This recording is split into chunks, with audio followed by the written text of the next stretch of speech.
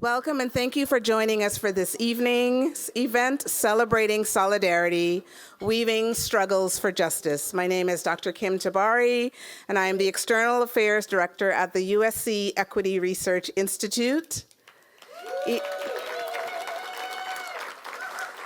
Thank you. We produce data-driven analysis and rigorous research, engages strategic collaborations, and models how to be an effective, sustainable, racially just research center.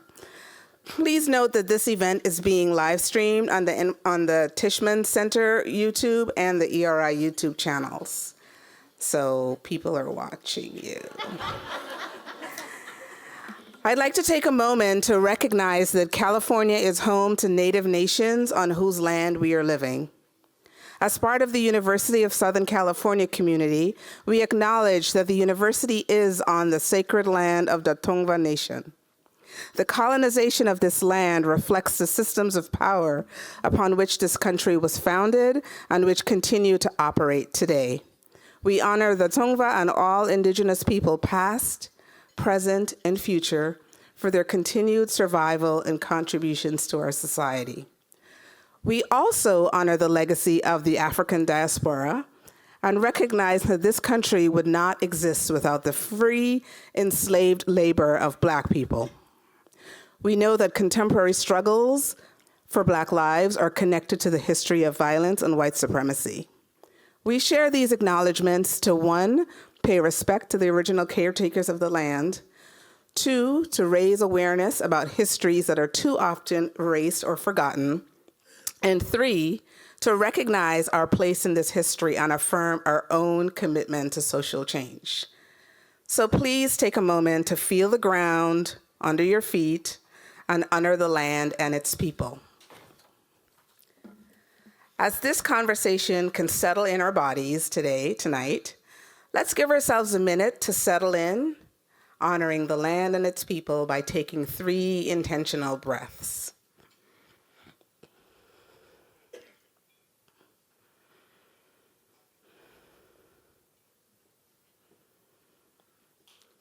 Thank you for that. I'd like to thank our co-sponsors, the USC Wrigley Institute for Environment and Sustainability, the USC Department of Sociology, the USC Center for Latino and Latinx Studies, the USC Department of American Studies and Ethnicity, USC Arts in Action, who has a great table in the back, USC Institute for Theater and Social Change, USC Black Studies Center, the USC Office of Sustainability, USC Annenberg Innovation Lab, and USC Annenberg Center for Climate Journalism and Communication. And lastly, a big thank you to the Terpangian Family Education Foundation for their generous support and vision to endow the Civil Society and Social Change Chair on today's event. Quick housekeeping note. We have a USC bus to take folks back to the Sheraton. We will do 3 bus runs when the panel ends around 7:50-ish, around 8:25, and that bus comes back, and then again around 9:15. So you can wait for one of those buses, or you can find your way back on the train if you're feeling courageous. Please let the ushers know at the door where to meet the bus. It's not very far, so I just wanted to share that. And find me if you have questions. So without any further ado, please help me welcome our ERI Director, Dr. Manuel Pastor.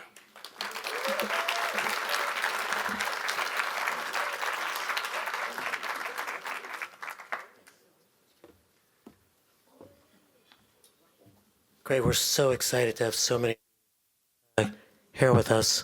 You could tell by the list of the extensive co-sponsors that number 1, there was tremendous interest in this event, and number 2, nobody's got any money. So you have to kind of throw in the dimes where you can and hope for the best. So we are at an extraordinary moment of risk in our country with not just the threat, but the reality of authoritarianism grabbing hold over the country, but certainly in D.C., with a war being waged that is risky, threatening, and an expression of the same urge to dominate that reflects an attitude toward domination over the environment, domination over people. Getting to the other side of this moment, trying to get through the risk, is going to require that we learn to be both weavers and warriors. And by the way, I reassured Dallas Goldtooth that I didn't come up with this analogy just because a Native American guy was speaking. It's actually something that came to me when I was in South Africa, and I heard people talking about Nelson Mandela and what a wonderful guy he was for learning Afrikaans while he was in prison, so he could understand the enemy, understand the importance of rugby, and bring the country together. He was a weaver. But that's also the same Nelson Mandela that refused to be let out of prison if he was forced to condemn violence on his side if the government did not condemn violence on their side. The same Nelson Mandela that stuck by his allies in the Communist Party. The same Nelson Mandela that was a warrior. So we are in a moment where we need to be weavers and warriors. And that's also going to require that we do something that's very difficult for progressives to do. Throw a good party. Because too often what happens is the right invites you to an experience. Like a Trump rally looks like a lot of fun if you're crazy. And instead, the left invites you to a meeting with flip charts and post-it notes and those little buttons you put up for priorities, right? So we wanted to make sure that we were bringing you to something that was fun. That was an evening of comedy, conversation, and cumbia. And you're going to get that because we're going to hear Dallas Goldtooth, a comedian, speak.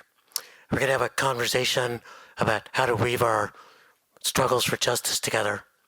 And at the end, music by Los Jornaleros del Norte, day laborers of the North,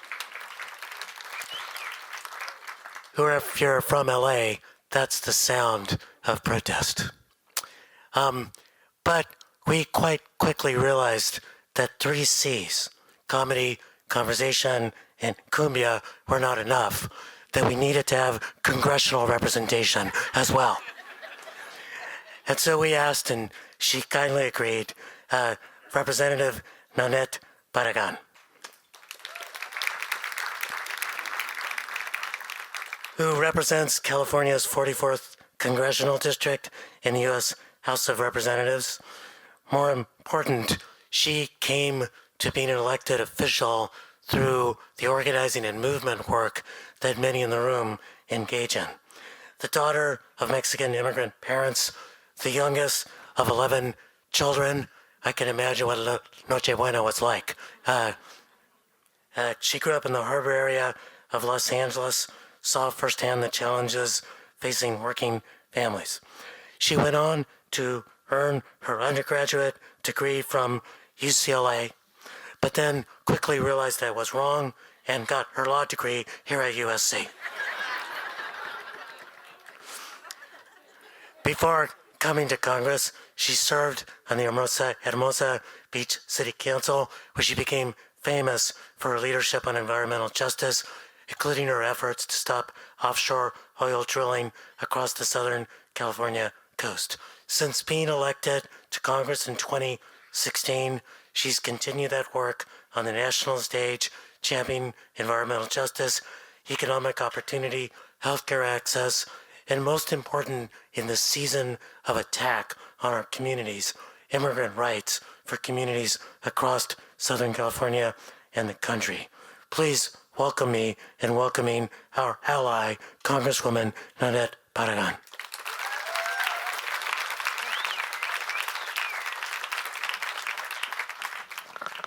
I was a little nervous there for a moment. I thought I was supposed to be providing jokes or some comedy. That's not usually me. Good evening. It's great to be here. It's great to be back. Thank you to Dr. Kim Tabari for your work, your advocacy, and all the work you do at the Equity Research Institute. The word equity these days is a word that's not used very often because of the attacks by this administration on things like equity or the funding that's being cut just because the word equity is in the title. So thank you for that. And thank you to the person who reached out to me and invited me, somebody who I've worked with for some time, Dr. Pastor, for bringing us together and for the invitation. It's funny being here because it reminds me of when I was a law student here. And when I think about it, it was really my experience as a law student that I think helped start and pave the way for me to become an advocate for environmental justice. Because for me, getting a law degree was empowering myself with the tools and the skills that I could use to help other people. Now, growing up, usually it was my parents who were immigrants, where I was always the person telling my mom, you know, hey, we have rights. We need to fight for those rights. And I remember when my parents came here, they would just tell us, oh, no, mija, we're just quiet. We're just happy to be here. But I was the one that said, no, we have to fight for our rights. We have to stand up for our communities. And so it was in this room where I remember being a student and being nervous, just as I was almost nervous when he said I was going to do comedy, or I thought that's what I was going to do. But the fight for environmental justice is very personal for me. I grew up in the Harbor Gateway. This is a little strip of land that's a very neglected part of the city, that it connects the downtown LA to the port of Los Angeles. And my father had a home in Wilmington, California. And if you know Wilmington, California, it is often the center of the environmental justice fight. And for me, it's been about fighting for community and fighting with our voices. Now, I got my start really when I was living in Hermosa Beach, and there was a proposal to drill for oil along the California coastline into the Santa Monica Bay. And in the community at the time, people said, well, we don't know what we're going to do about this. And I said, we have to fight this. This is our community. We don't want oil drilling here. And I remember deciding to run for city council at the time, and people told me not to take a position because they didn't know which way the wind was blowing. And I said, this is not about which way the wind is blowing. This is about doing what's right. And this is about making sure we're fighting for community and for people. So I stood up to big oil, and lo and behold, the people, everybody said I couldn't win there because I wasn't from there. And that's true. I was not from Hermosa Beach. I was from the Harbor Gateway, which was a long way from Hermosa Beach. But the community stood with me because the community knew that that is not what they wanted. And that is how I really got myself on the map on fighting for environmental justice. But my work really in environmental justice was long before that. And I want to just tell you one quick story. When I was running for Congress, I remember going to Wilmington, California, where the oil refineries are. And I was trying to get a photo because I was doing a mailer about my candidacy, and my candidacy was about somebody who was going to fight on the side of people against big oil, fighting for environmental justice. And as I was standing in the street, this is the middle of a public street, to take a photo, a security officer came out from the oil company trying to threaten me, trying to intimidate me into not taking these photos. And I thought to myself, look in this neighborhood, who lives here? A lot of immigrant families, people that are on the front lines, those very communities and people like my mom who told us that we should not speak out or speak up. And we know that in today's day and age, the people who are speaking up and speaking out sometimes are being targeted by this administration.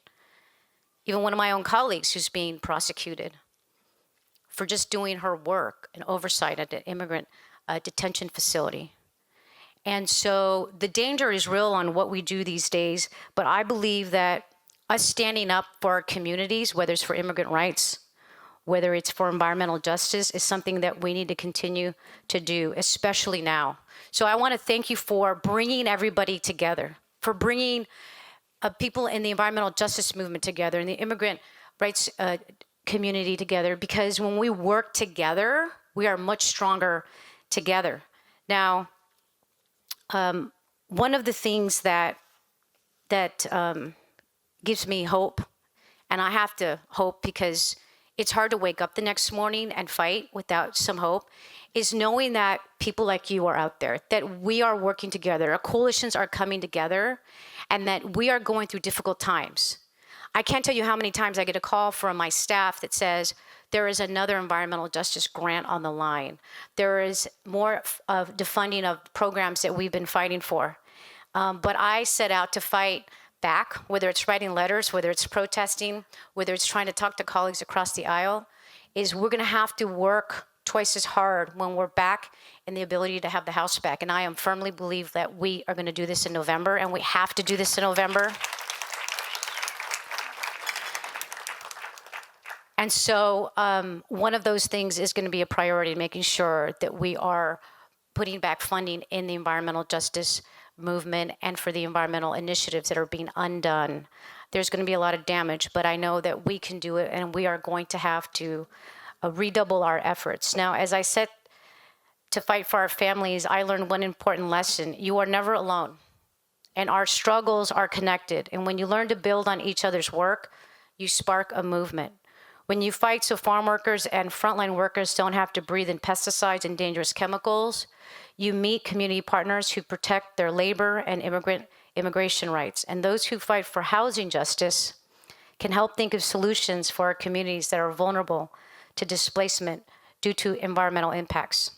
And so I know our coalitions are stronger when we all work together. Now, I was once in your seat where I was one of those that was showing up at the protests, where I was also an activist, and now I'm a member of Congress. And for me, that is now created a different partnership where you get to come to my office and tell me how I can help in Congress. Now, it's a little more challenging now because we don't have the votes, but we still have the platform. We still have the planning we can do. We still have the ability to fight for what's in the budget. We know the budget is our values. And of course, we still have the ability to join litigation. And a shout out to Communities for a Better Environment for their win in Long Beach. Any win right now is a win to celebrate, especially in the environmental justice movement, especially for our communities. And so I know them very well. And when I walked into the room earlier today in the reception, it was so nice to see so many familiar faces of people that we have been fighting for. And these conversations are important. If we're not having these conversations and we're silent, people think it's okay. People will just say, you see, that's okay. Oh, that doesn't matter that much. But our air and our water and our land matters. The future of our country, our kids matter. And I do it for the future. I do it for our kids, and I do it for those that are on the front lines who it should not matter what zip code you're in. You should have the same quality of air and water available. And so I will continue the fight.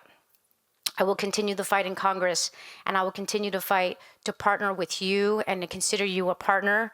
And it's really a great honor for me to be able to address you. I hope that your conference is going well, and that it's an opportunity to get together, work together, and to come up with a plan on how we move forward when we are back in power. So thank you all so very much. I appreciate you, and let's continue up the fight. Thank you.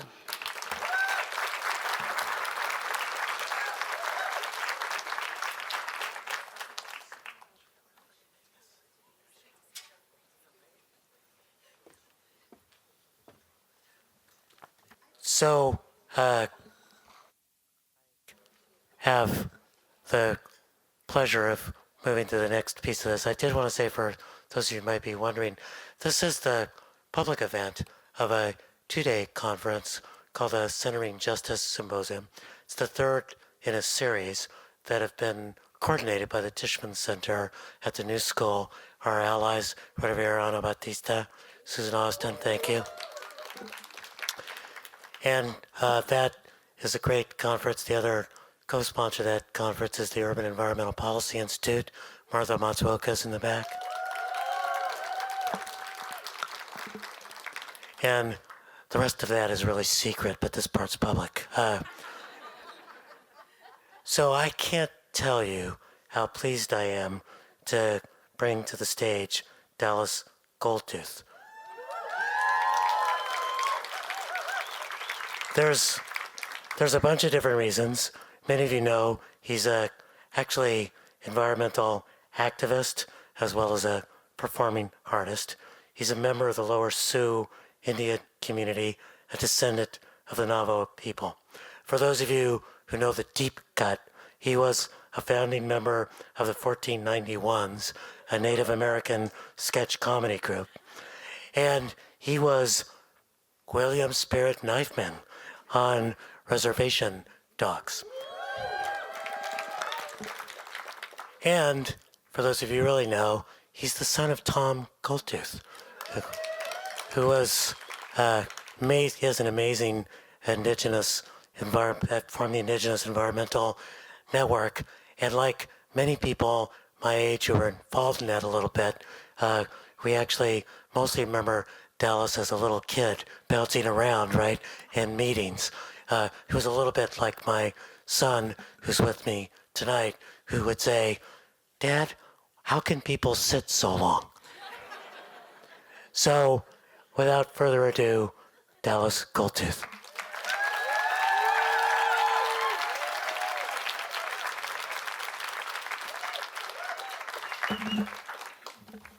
I didn't want to selfie with you anyway. It's okay. That was awkward, right? A little pause there, and everyone's like, what do we do? Do we clap? I don't know. You know, a little known thing is that clapping is colonial, if you think about it. I have this thought to me sometimes. I think about these things. I'm a deep thinker. I think about the fact that our people didn't always clap. My people, at least. I don't know about your people, but. And just imagine the first time they experience clapping. Like, someone gets up and gives a talk, and people are like, yeah, yeah, yeah. And they're like, what the fuck is this guy doing? Like, oh, that's what they do in Washington. Oh, fuck, all right, that's what we do. So if you clap, I want to say you're colonized, all right? And I'm judging you. Fully. I am so happy to be here. How's everyone feeling? You clapped. Fail. That was a test. Now you have to get out. Sorry, you have to leave. Only comrades are allowed in here. Speaking of which, I'm so excited to be here. A part of, remember, this event's called the Southern California Regional Gathering of Antifa, right? Right, yes, comrades. Thank you. So happy to be here. Because we all know Antifa is so well centrally organized. You know, and we have our leaders, they're all out there in Antifa, and you're all part of the leadership. You're all on a list now, just want to let you know, if you haven't been already. And I just want to take a moment to do an acknowledgement of the homelands that we're on here, the homelands of the newly formed Paramount Warner Brothers tribe. Powerful nation, yeah. Their chief, David Ellison, yeah. Who's supreme chief? His supreme leader is a chief who has a toupee headdress and wears orange face paint, you know. So I want to acknowledge that traditional lands here in that way. As was mentioned, this is a part of a greater symposium. There's a conference that's happening, Centering Justice Symposium, which is great. I got a yee for that. Good job. got some war hoops. Thank you. All right. So great, you know, to be in front of some friends and comrades, enemies, pretend Indians. I know some of you are out there. I got them here. Let's not fool ourselves, right? But it's also very humbling. I'm very nervous to be in front of so many doctors. Raise your hand if you're a doctor, if you have a DR in front of your name there. Are there 6 of you? No, there's more than that. Come on now. Come on. So great. Yeah, and they're the humble ones. I want to let you know. Yeah, they're humble. Ask them about it. They'll tell you. But of the doctors who raise their hand, I want to know which of you is qualified to give mouth to mouth in case I pass out. I'm serious. I need to know. This is a serious fact. Okay, none of you. All right, I'm a goner for sure. I always want to acknowledge some good folks here. I see a lot of relatives, folks I've seen over the years, other relatives who I have not seen in quite some time. I want to acknowledge Carletta Chief, our relative that's here from Navajo. I don't know, is Mia here? Mia Yoshitani right here? All right, settle down now, all right? Settle down. Good to see Mia, good to see you here. She lives in an awesome little compound in East Oakland that has like the best kiwis. I didn't even know kiwis exist, like they actually grew on trees and freaking, she's got a bajillion of them. But many of you, or some of you, maybe, hopefully none of you are asking, who the hell is Dallas Goldtooth? Who am I? Well, my name is Dallas Goldtooth. I'm super happy to be here. I'm Dakota Ndene. In my previous life, I was an organizer with an organization called the Indigenous Environmental Network. Thank you. Again, the claps. All right. No, I'm just kidding. You can clap. And, you know, some unknown facts, little known facts about me you may not know. I am also the two-time Tri-County pole dancing champion of Southern Minnesota. That's right. Pole dancing is a long, storied history amongst my people. I danced with a little sock. That's all I had. Woven by 4 grandmothers in a sacred way. I'm serious, and you're laughing. It's because you're judging my culture. I also danced with a little, like, a bustier. Or as Selena's dad would call it, a bustikaka. It was purple in honor of Prince. I danced proudly in those 2 years as a pole dancing champion, and so I rep my people in a good way here. I am also the record holder for our county hospital for the largest baby born. I was 12 pounds. And what's crazy is that is actually true. I was 12 goddamn pounds when I was born. I was a watermelon that came out. I was so big I came out smoking a cigarette. I was like, oh, fucking thanks. Oh, creator, thank you. Oh. You know, I was giving handshakes to the doctors and all that, you know. Thank you. I came out like I was a sweat lodge. Oh, creator. It's true. Yeah, I destroyed my mom. I admit it, yeah. I give thank you to her every day because she had me all natural. Yeah, that's right. It's because the hospital refused to give her any type of medication whatsoever. So props to my mom and to all of our matriarchs out there. The thing, and that is true, actually, 12 pounds. It's crazy. My mom corrected me because for the longest time I said I was 11 pounds. She was like, actually, a fucking 12-pound baby. That's the thing about natives, is that not many people know about natives, right? It's like, I could say anything, and people don't really know. I mean, of course, it's because there's a long, storied history of erasing native stories from our education system and using those very systems to uplift doctrines of white supremacy so that we can all firmly believe that Johnny Depp is the most Indian of us all. If you believe that, it's true. Johnny Depp is the most Indian of us all. But it's crazy. There's so much power in the fact that most people don't know about Indians. And I take that to heart as a comedian, as a public speaker, because I know I'm in a powerful position to educate folks. And so I do a workshop. I travel and I work with folks who are unawares about who we are. And so I do this little fun exercise, this workshop called Ask an Indian, where you don't have any, you can ask whatever you want, and I'll do my very best to answer it truthfully with no mistruths. And so I want to do the little exercise tonight before we started. I don't know if some of you saw it. There was a collection box for people to ask a question, to ask an Indian. And I want to ask one of my friends to help me with this. Where are you at? Where's my volunteer? Oh, come on, step on up here. Let's give a round of applause here.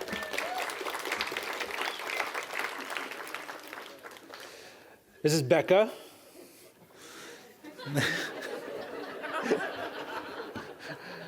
I asked her to do this like 5 minutes ago. Okay. Should we sit here? Yeah, go ahead. Have a seat. And then here's a. I got it. You got it? I'll use it. All right. And so, Becca is going to ask some questions. Now, I typically get asked, and this is, again, totally anonymous. I don't know who wrote this, even though it's in my handwriting.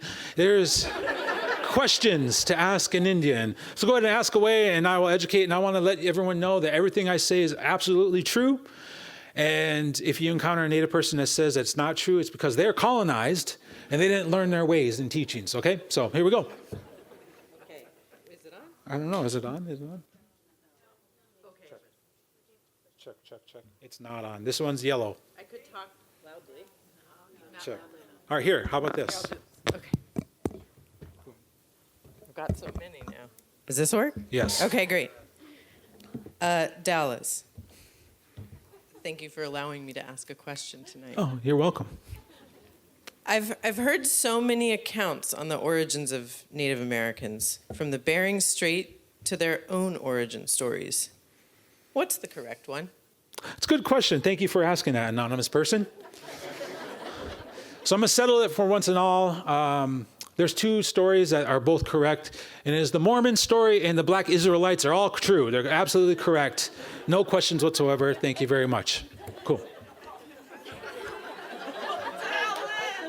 Yeah, you can quote me on that. All right, great. Next question. This is going great. All right. I'm so glad to be part of this. Yes, you're very blessed to be on This record, is on a camera. We're second streaming right now question. to the world. And I'm talking to a bunch of academics here who all believe me. Okay, good. I am a white woman Oh, okay. that is attracted to brown men. All right.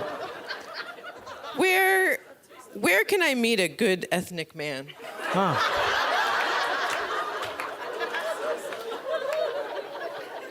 Age-old question. As old as time. Thank you for bringing your truth here today. Oh, there's many places where you can meet a good ethnic man. College campuses and ethnic studies programs are often the places I go. Or the Centering Justice Symposium is a good place. There lots of brown men who might be attracted to white women. Great. Next question. Here we go.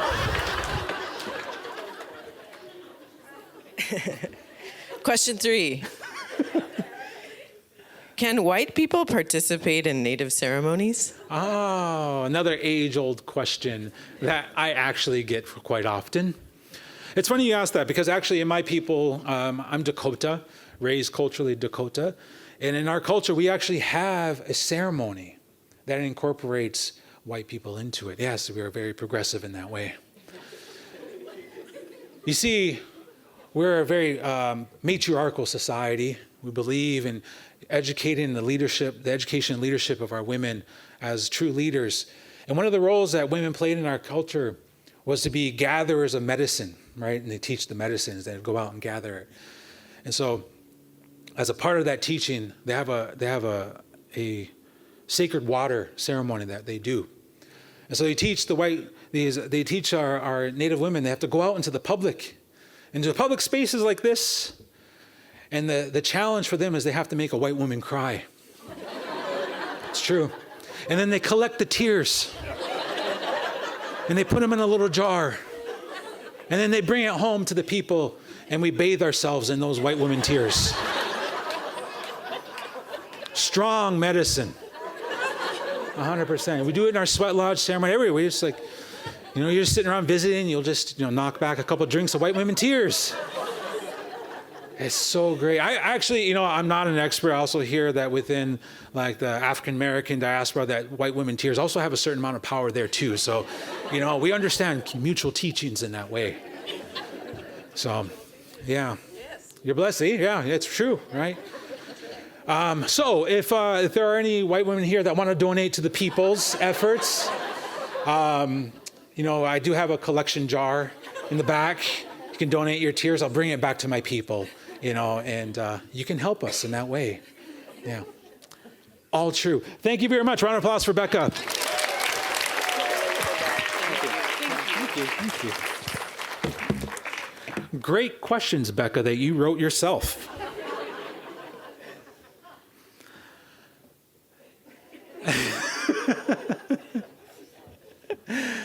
And we are live streaming to the world. All right, great. It's a crazy world we live in. Crazy times, right?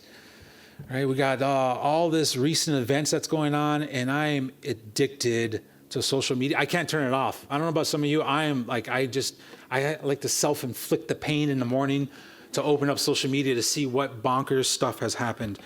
And I'm so addicted.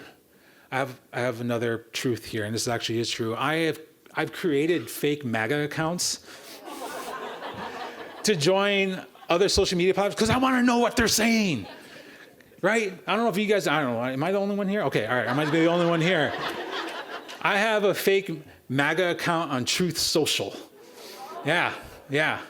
You know, and my bio is like, proud father, loves Jesus, likes to fish, and a firm believer in equal access to the American dream. You know, something really bland, and my character is from North Dakota. And, you know, so I just want to know what they're thinking, what they're saying, what's the conversation.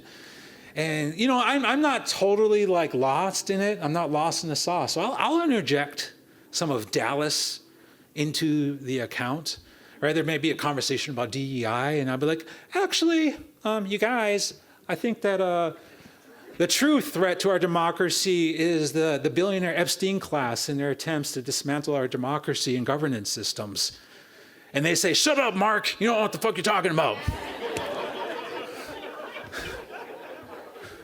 Yeah, Mark, my character's name's Mark. There's a lot of Marks from North Dakota, you know? So I'm trying. That's what I'm trying to say is I'm trying to do my best on the inside. You know, I'm like an agent on the inside.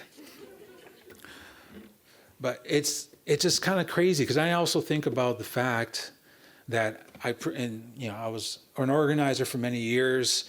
I associate with fellow crazies like those of you in this room.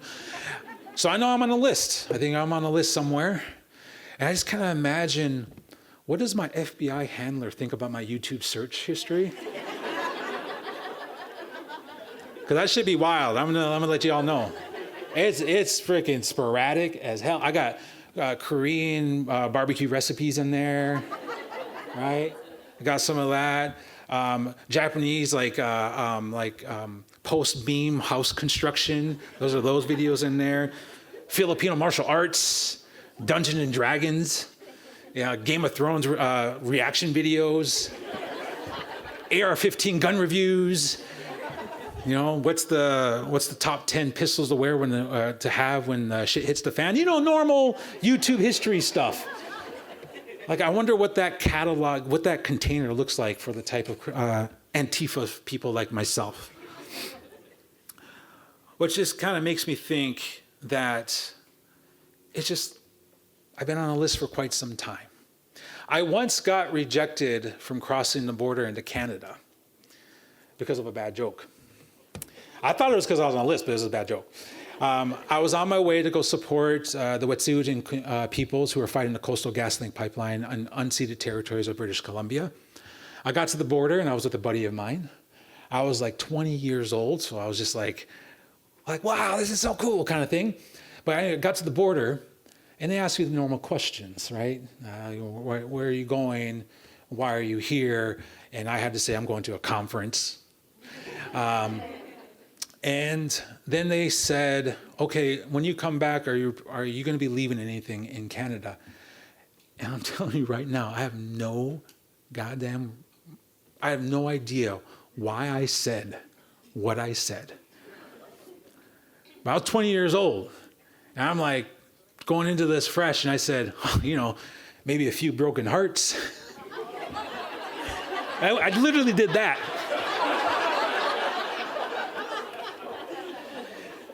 And this representative of the great nation of Canada, a part of the Commonwealth or whatever it is in Britain, says, what do you mean by that? And I'm like, I mean, that's just a joke. And he was like, please step out of the car, sir. And 7 hours later, I made a decision that they're not going to let me cross the border because they told me. And I made my way back across the way with no broken hearts, but on my own. Yes, aw. I was an idiot. I don't know why I said that. Why do you fucking say that? Why do you say that? But in all my times as organizing, there's one truth that comes out. I've worked with Native communities, African American communities, Latino X communities, all across the board, Asian Pacific Islander. There's one truth that comes to the surface, one like kind of like common theme, is that men are fucking absurd and we're hilarious for how dumbly absurd we are. Because no matter what community you go to, there's always that one guy that everyone's like, do not hand him the microphone, please. Those that have been in the trenches of community organizing, you know the struggle of that one uncle that does not need to have the microphone. I'm talking to a bunch of academics. You know there's one of you in this room that does not need the microphone. Two, there's like at least one for each table. They spread you out. Because if you give them the microphone, we will be there for 4 days. And they always say something weird. They always start off really something that don't make no sense. They start off and go, before I say anything, I'm gonna share a few words.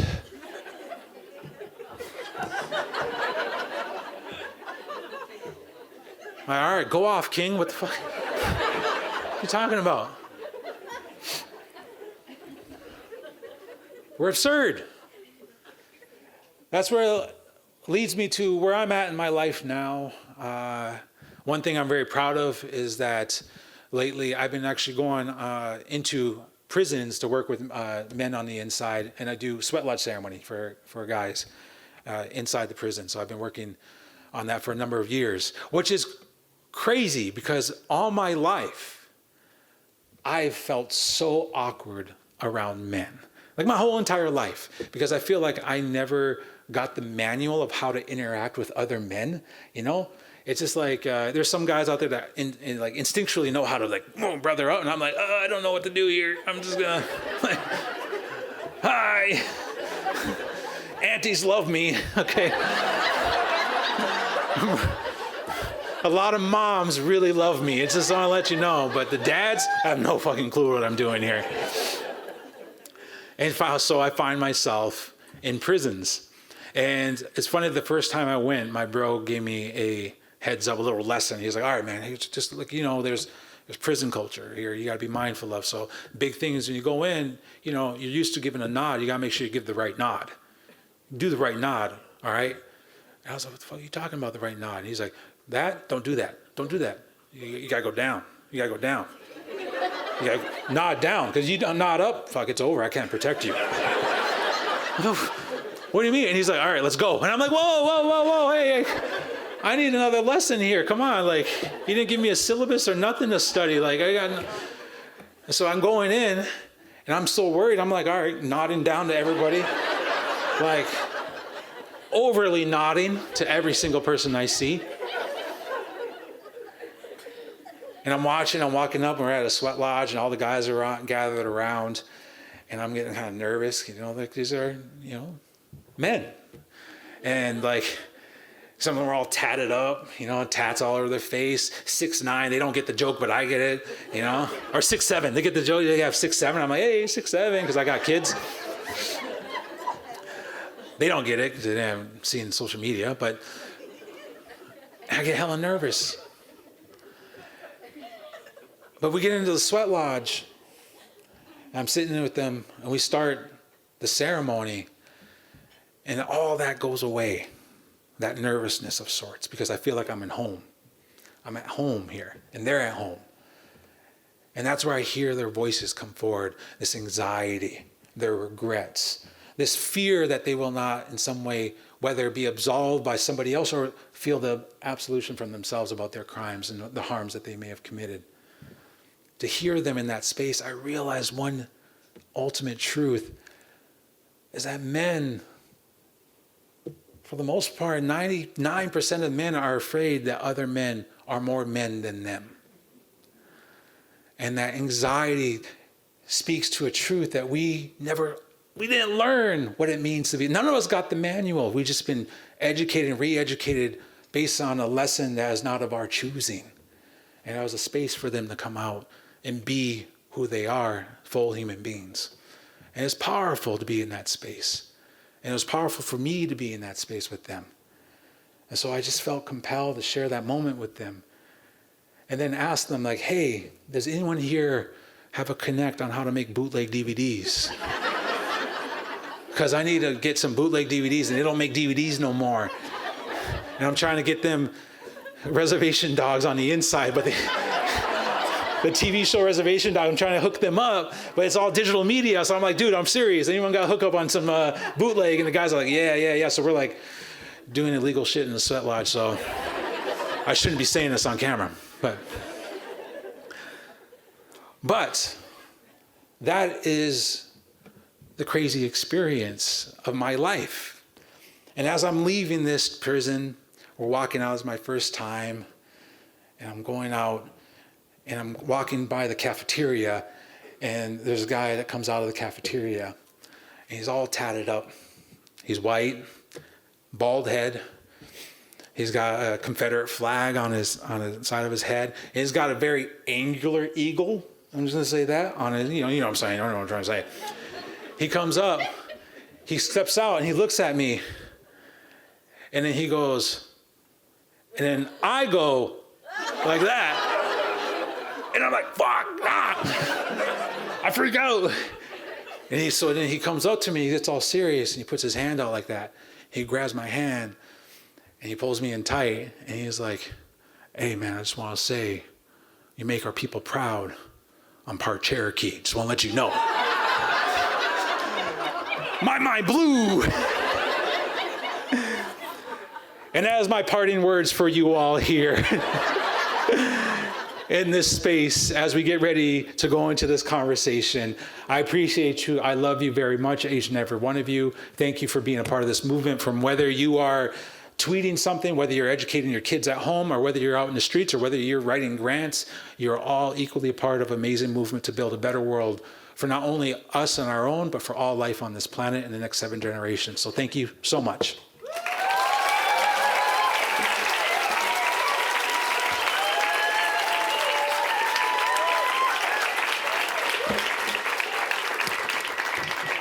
And you clapped. Thank you. Thank you. Take a selfie. Oh, yeah, let's do a selfie. We'll do that. So, let's.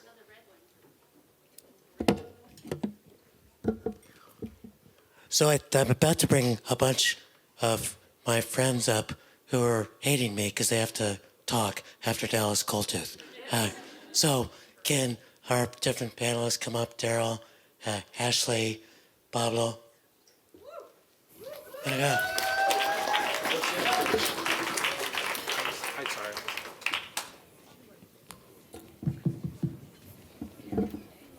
Where you going? Where you going? Where you going?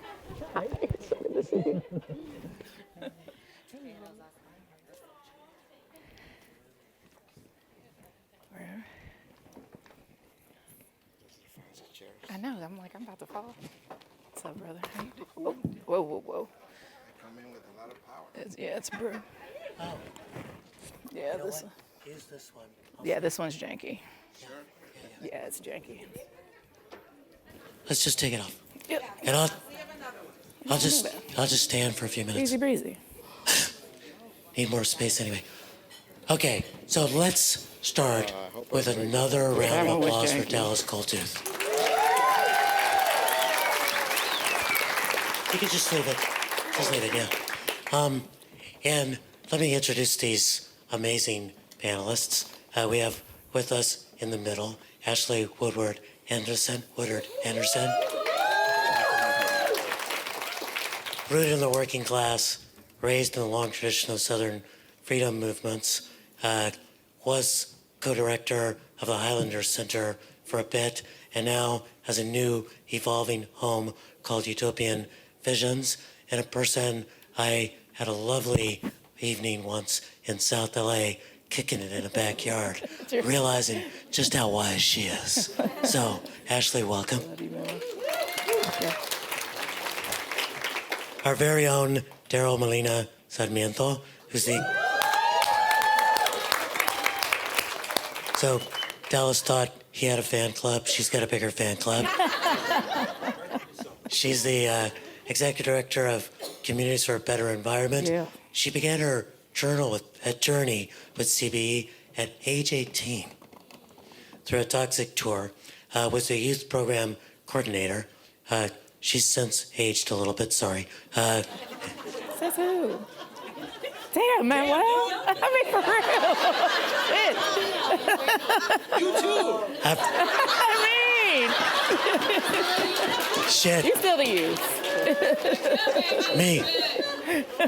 me worse, brother, me worse. So, but has gone on to lead a number of campaigns, helping pass Clean Up, Green Up, co-chairing the Stand LA coalition, which stopped oil drilling here in Los Angeles, serves on the board of the California Environmental Justice Alliance. Another round of applause for Daryl.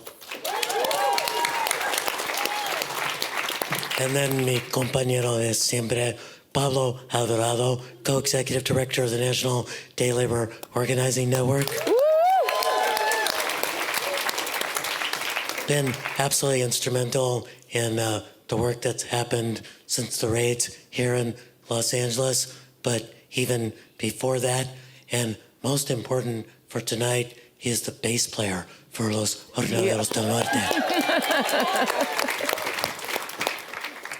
So actually, the opening question is very simple. Any reactions to anything that Dallas said? So, Ash, I want to start with you. You can weave in any reactions, but also you're coming from the furthest away.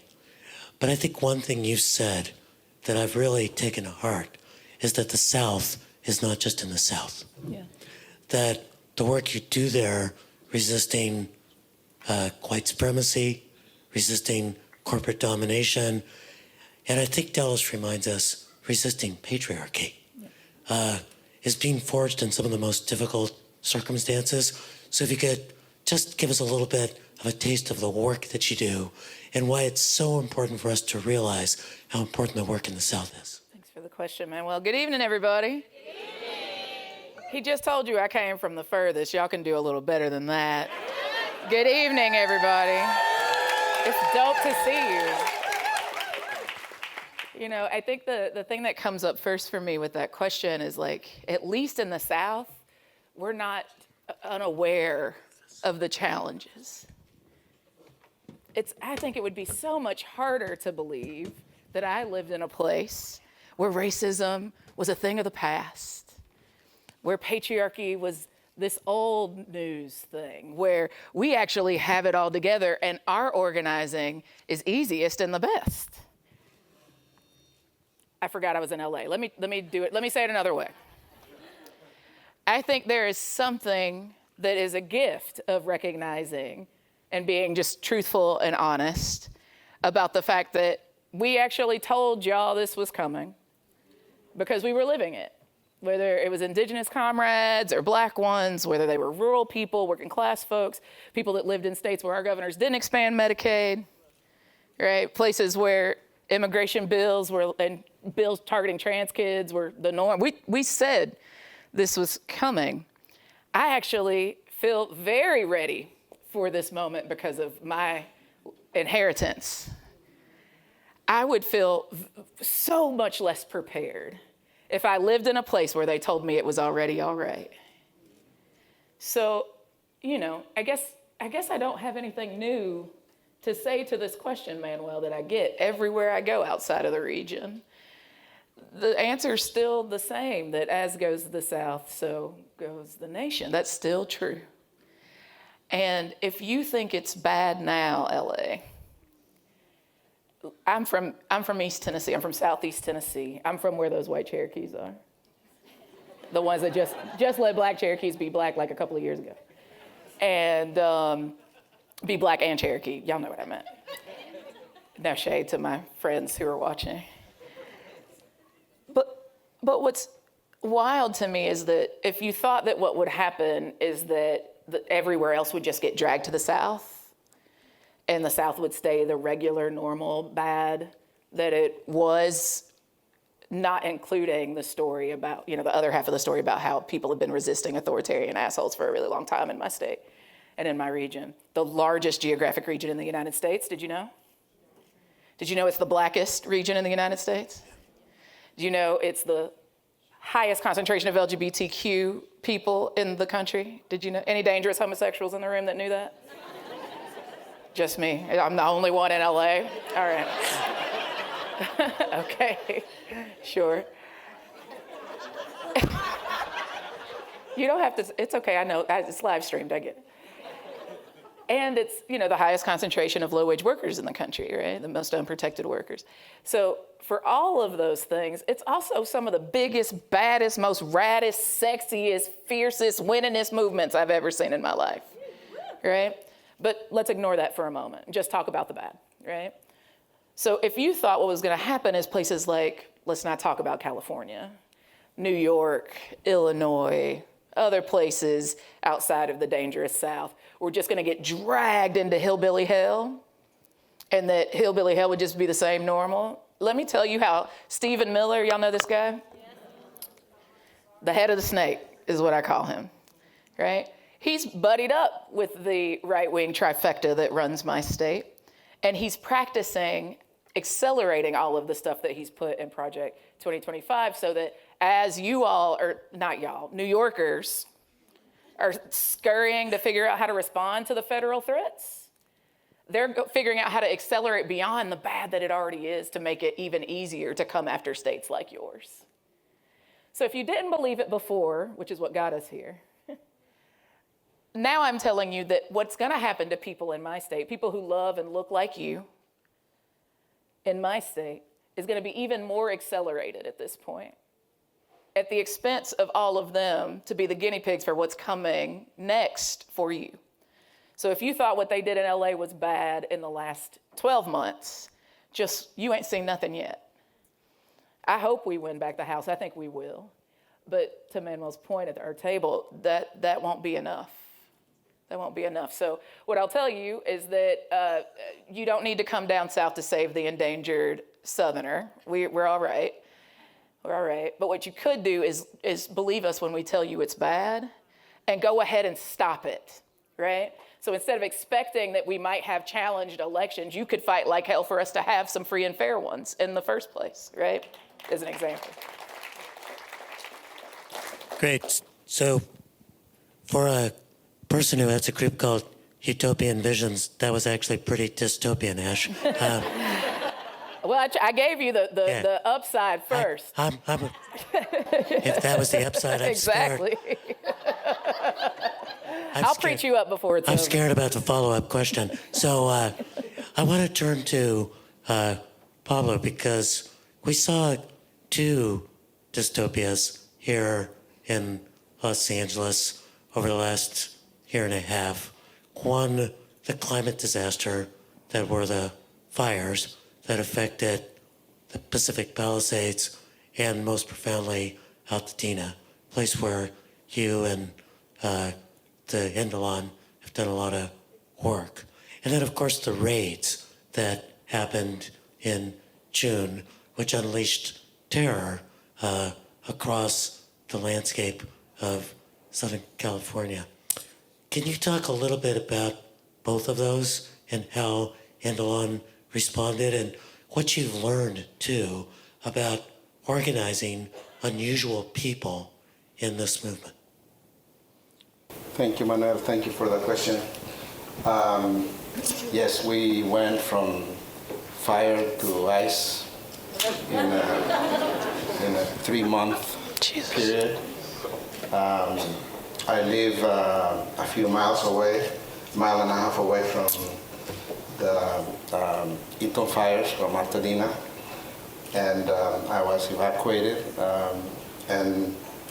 I work with the labor community. I've done it for over 3 decades now, and I myself was a day laborer. This is something that my organization has always done in the face of disaster, from Katrina to Sandy to Andrew, you name it. Every time that there's a disaster, you're gonna see day laborers descending to rebuild. They are indeed the second responders. They are the ones that go to remove contaminated waters, to cut branches that have fallen. We've seen it. We have also taken those moments of crisis as an opportunity to build power, to make new friends. Even some of the most hostile people that you can think of, we've turned them into friends. In Staten Island, for instance, after Sandy, we organized a brigade of day laborers that went to do cleanup of the homes of low-income families.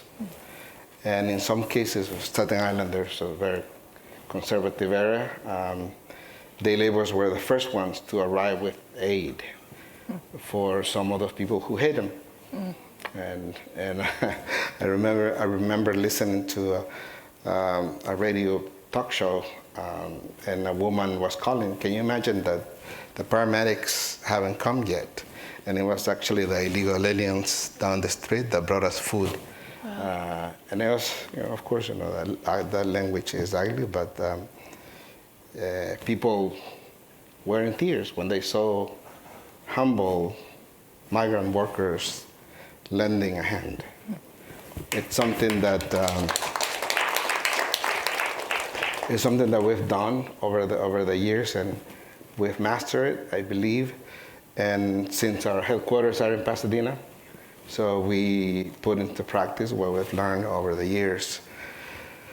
And what happened is that when the wind stopped, the workers came to the work center in Pasadena. It became a shelter. And of course, there were workers who were sharing with us the only possession that I have in this life is what I have on in my body right now, because my apartment burned down, and not only that, but I don't have a job anymore because the house that I clean also burned down. And that was the experience that the workers were sharing.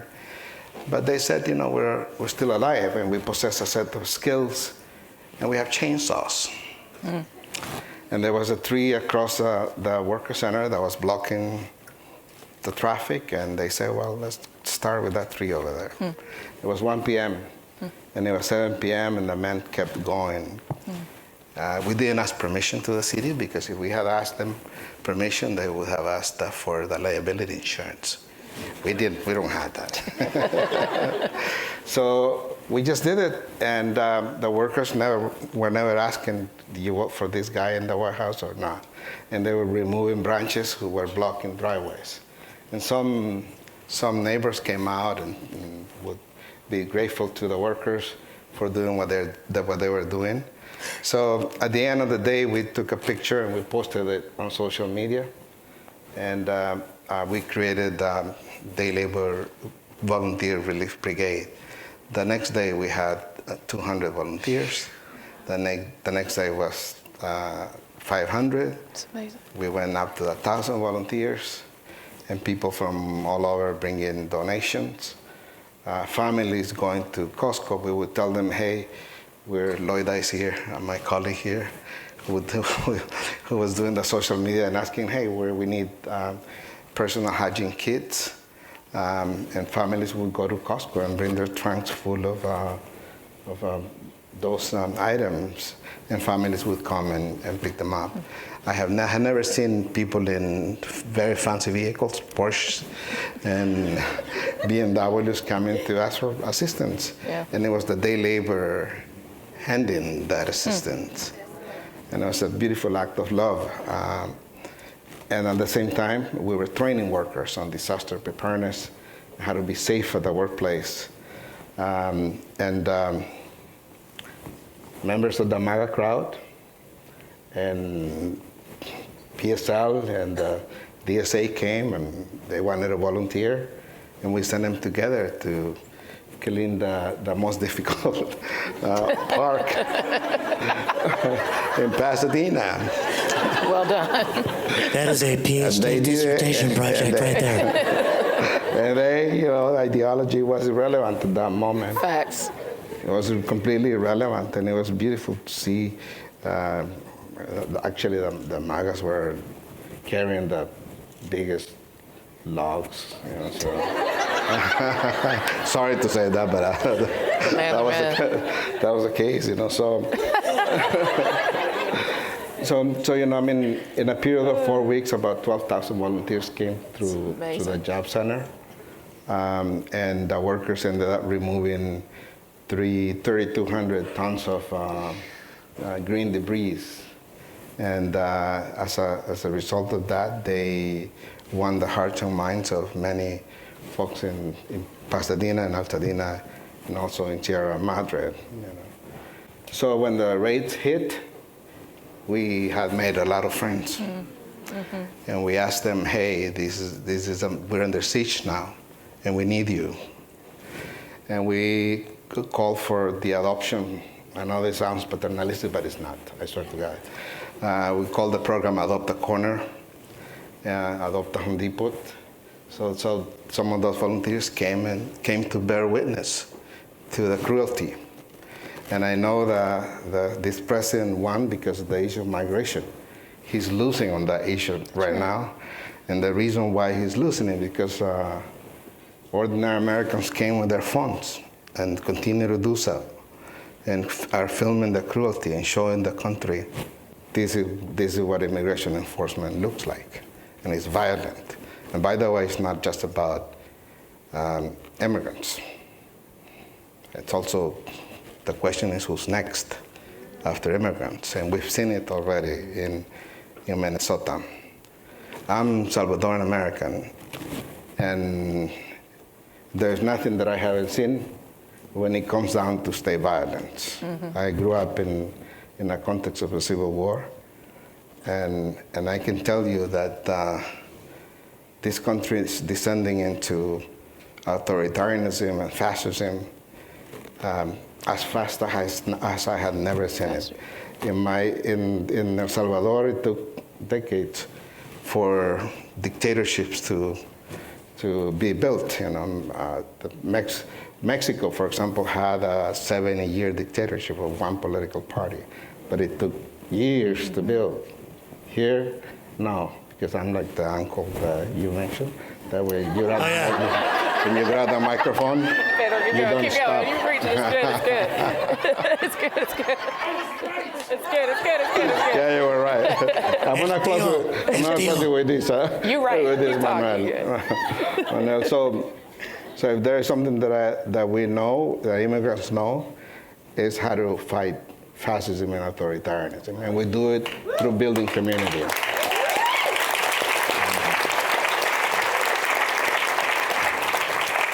I'm Uncle Pablo. El tío al lado. El tío. So that was pretty pessimistic until the end. It lifted my spirits up to think about the fight. And Daryl, you've been in a fight over the last year and a half as well, because what people felt was optimistic about some parts of the Biden administration, Justice 40, the commitment to set aside some money, 40% wasn't really that, of climate dollars to communities that have been systematically disempowered. All that got ripped away. The attention to climate science got ripped away. It's been a very difficult year. Can you talk a little bit about how environmental justice organizations have responded and reacted to this very difficult year? Yeah. Hi, everyone. Thank you. I want to shout out the CBE staff that are in the crowd over here. Good to see you all. Raise your hands. They're in the middle over there and around. But it's great to be here with a lot of friends and a lot of new people that I haven't met before, that I've never encountered, and just to be in community with everyone. We are almost 50 years old, our organization, CBE. We've been around for a really long time, and we're based in the Bay Area, and we're based here in Southern California. And it has been a very, very intense year. We, our membership is obviously impacted by ICE as well. The same communities that have the polluting industries, the same communities facing environmental racism are the same communities being targeted by ICE. And that's not a coincidence. And our members, our community are living in fear every single day, being able to go to work, being able to go out to the grocery store to buy food, to go to school. And so that is the reality that our team, our members are facing here in Los Angeles. And, we've been, hit really hard by this administration. We, have seen all these environmental laws, getting gutted deeply. So we've seen the EPA getting cut, funding cut, staff fired. One specific example is our work on the Exide battery recycling facility. And, we and our allies worked to shut that massive battery recycling facility down here in the LA region. And that was polluting communities with lead and arsenic. And we've been waiting for a long time to get that on the national priority list so that it will be designated a Superfund site. And what that means is that that's taking longer. That's going to take even more time than it would already have taken to get that designation. And that means that communities are living next to polluting and toxic facilities even longer. We have to sit next to that toxic facility much longer than necessary. Same goes with, we're also monitoring PFAS, for example. That regulation is also not moving forward. So again, we have to sit with, being exposed to these known chemicals that are poisoning our communities. We have experienced massive deregulation in general, both at the federal level. One in particular that's happening in California is we have the California Environmental Quality Act. And CEQA is one law that is really key to the work that we do, especially as environmental justice communities. It was interesting, being outside of California and hearing people call our CEQA, like that's California's NEPA, essentially. There's a lot of people here that are not from California, that are visiting from other communities, that are participating in this conference. And that particular law is really key for us in order to both have a say in what's being put in our communities, to have that engagement with those decision makers. But it also is really key in order for us to stop the siting of really toxic industries in environmental justice communities. So you heard Congresswoman Barragan say, CBE just had this massive victory today. So today on our website, it's posted, but we had a ruling. We sued the city of Long Beach for their citing or their approval of expanding oil storage tanks in the city of Long Beach, which is right next to Wilmington. It's part of the harbor area. And they said that they did not do adequate CEQA review. And because of that, those storage tanks are not going to be expanded in Long Beach.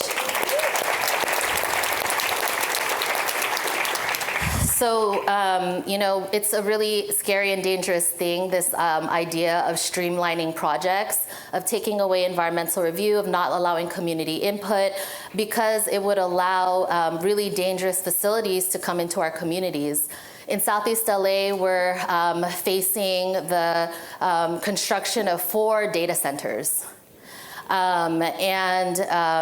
There's another pipeline proposal that is also potentially going to impact our communities. And so that is why these environmental protections, these laws that we fought for decades, are so imperative for us to keep on the books, to continue to fight for it, because this trend of deregulation is, allowing the massive influx of toxic facilities, exempting them from any type of review. And, that could lead to expansion of not just data centers, but, detention centers, when what we need is resiliency centers, worker centers, community centers at this time. We are also experiencing an attack on every environmental protection as it relates to oil refineries, oil drilling. And for me, like what I see and what I notice is that the opposition did not expect us to win. They did not expect us to win this hard. They did not expect us to end oil drilling, even though we still have to redo it again, but they didn't expect us to end oil drilling in Los Angeles. They didn't expect us to pass a 3,200-foot buffer zone around oil drilling at the statewide level. They didn't expect us to push for a polluter's pay ruling in the city of Richmond, which resulted in a $550 million settlement from Chevron for Richmond for 10 years. So in some ways, we are kind of steps ahead of the opposition, of the industry. And so they're actually catching up to us in these situations, which that's like one way that I'm looking at it, and that's my reflection, is like, they actually didn't think that we had the power to change the elected officials. They didn't think we had the power to mobilize the people. They didn't think that we had the power to change the hearts and minds of people that are, that just, like, fossil fuels is the thing. It's the only thing. It's the only option that we have. Like, if we get rid of fossil fuels, there will be no hospitals, is what they tell us. Those are the commercials that we see, right? And so we've been able to win, and so now we have to continue to defend those wins in the midst of, this massive attack on our communities. Great, thank you. And I think it's so important to be reminded of this ability to win, but also of the need for imagination about what a better future looks like. We only have 10 minutes left, and we've got Pablo, so that's really a problem. So, yeah. But I want to ask Dallas a question, and we'll go down, starting with Pablo for reasons I'll mention in a minute. But I wanted to ask you something which I think is really crucial as one of the gray hairs in this crowd, is how do we think about intergenerational connections in our struggles? How do we both celebrate and challenge our elders, because mistakes have been made, and challenge and celebrate our youth, challenge them for their creativity, or celebrate their creativity, challenge for not always knowing how important the history is. And it seems to me like you're someone who's thought a lot about this question of generations. Great, an easy question. Thank you. He also said you're old. Yeah, and I'm old too. No, and it's not on you. Actually, I went over like 10 minutes on my little thingy there, so I take ownership. That was me. Sorry, I'm the uncle in the room. Yeah, I'm the uncle. You're the I'm the uncle. I guess to speak to that, I want to just. There was a question earlier. There's like they're doing a documentary about this. They're documenting the folks are right here. I got a question asked earlier about how I find hope. Right? It's a question that I think a lot of us have been asked or have been asking in this moment. And I think about it. I feel so conflicted, but I find hope in understanding what we've accomplished so far. Yep. In us taking ownership and using the inherent power of story.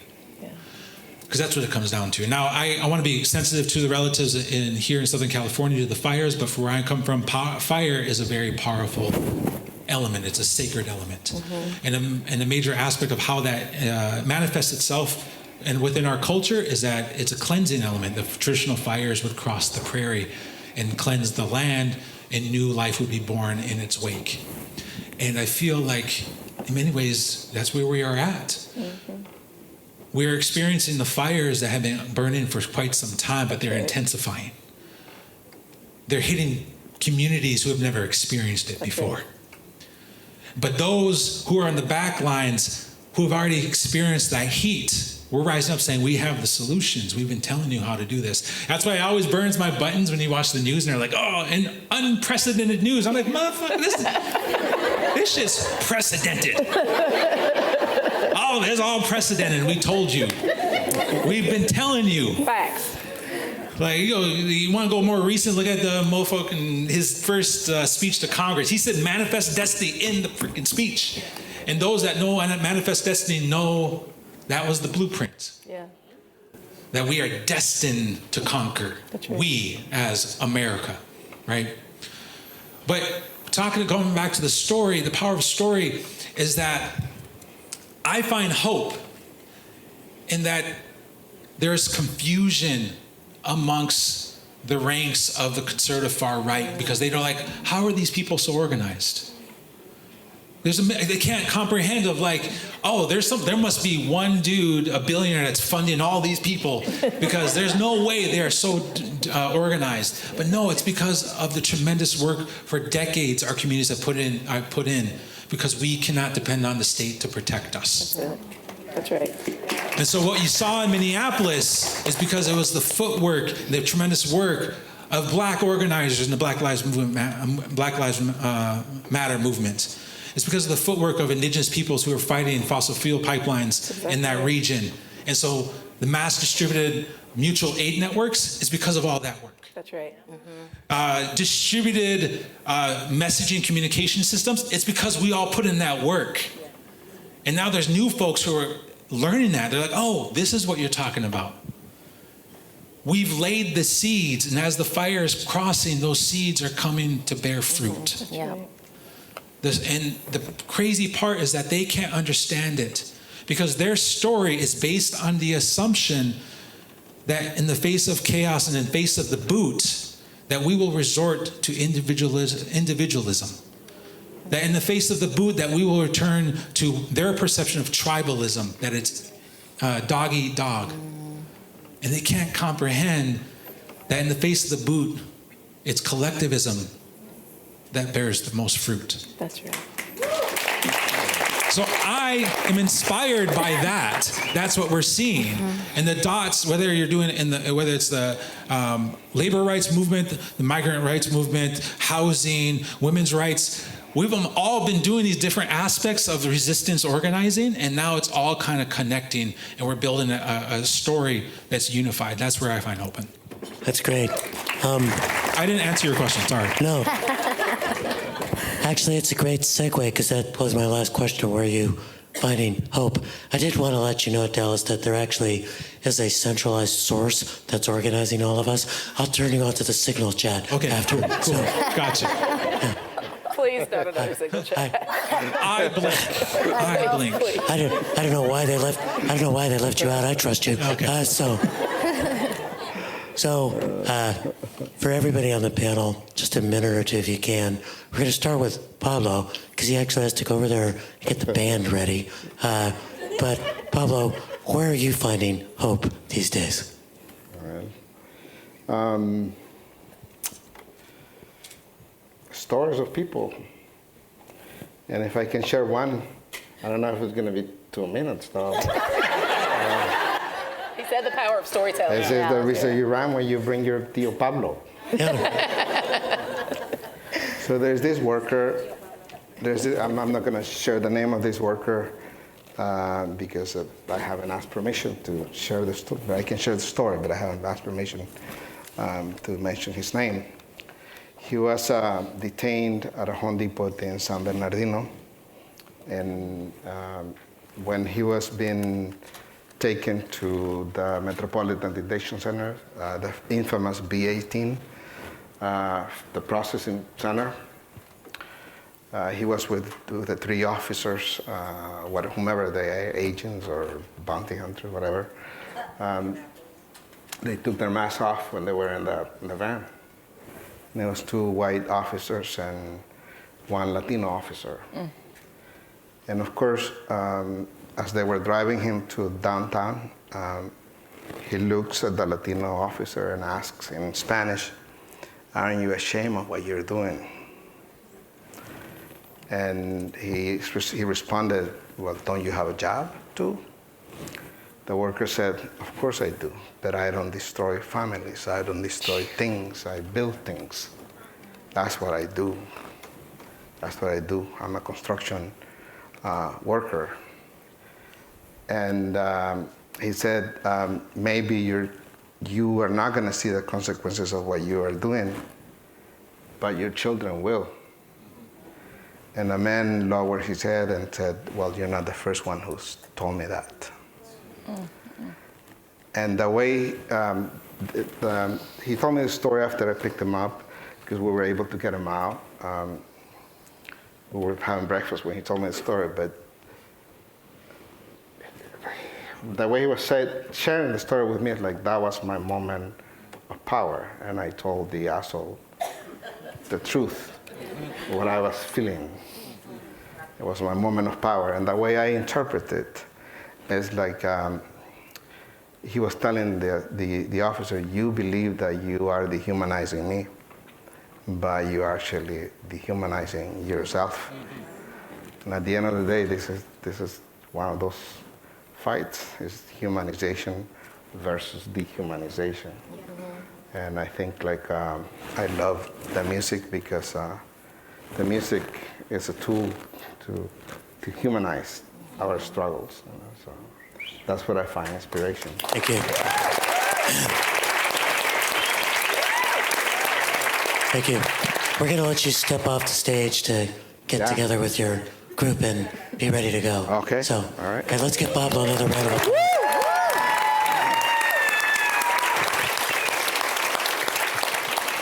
Or as he is now known in Los Angeles movement circles, El Gran Tío. Before I steal this thing, Steel's also steal.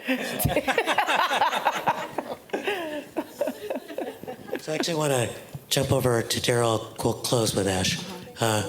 Daryl, what gives you hope in this moment? Yeah, for me, it's been really the community organizing work on the ground, the work of our organization and our team.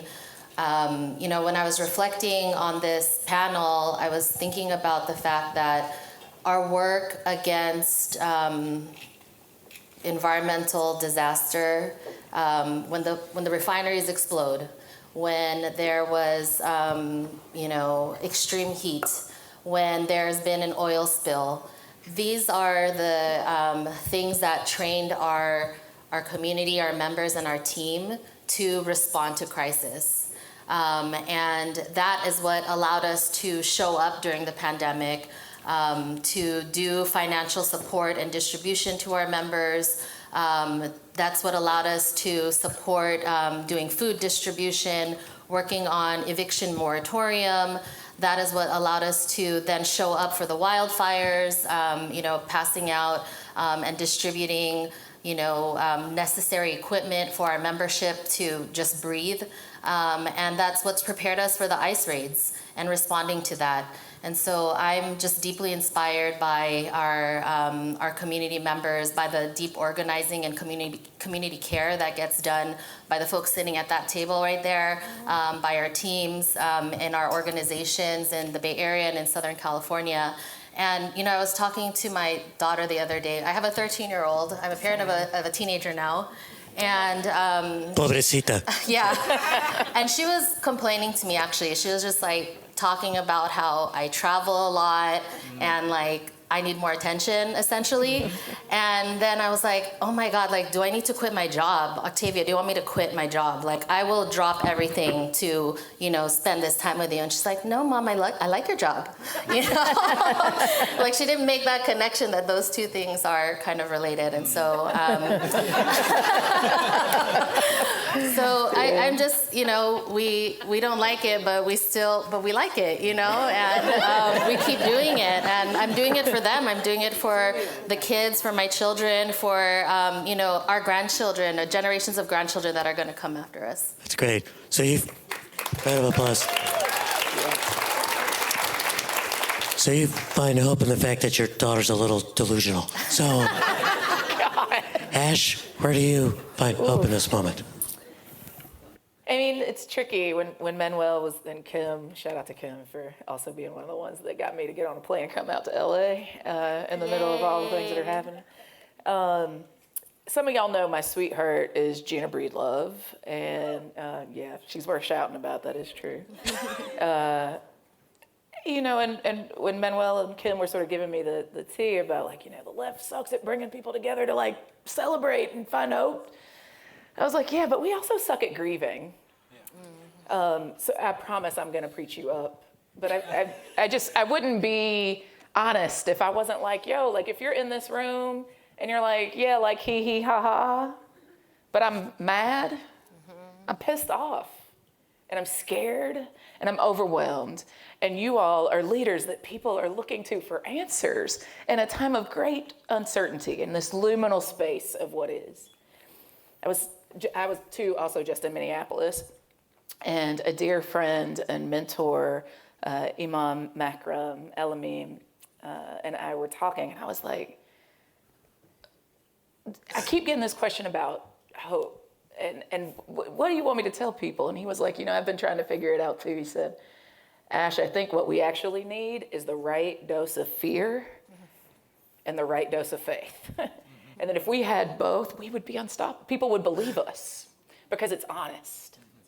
It's honest. So do I want you to dance like your life depends on it? Absolutely. Do I want you to laugh and smile? Yes. And I want you to grieve. White people, hear me.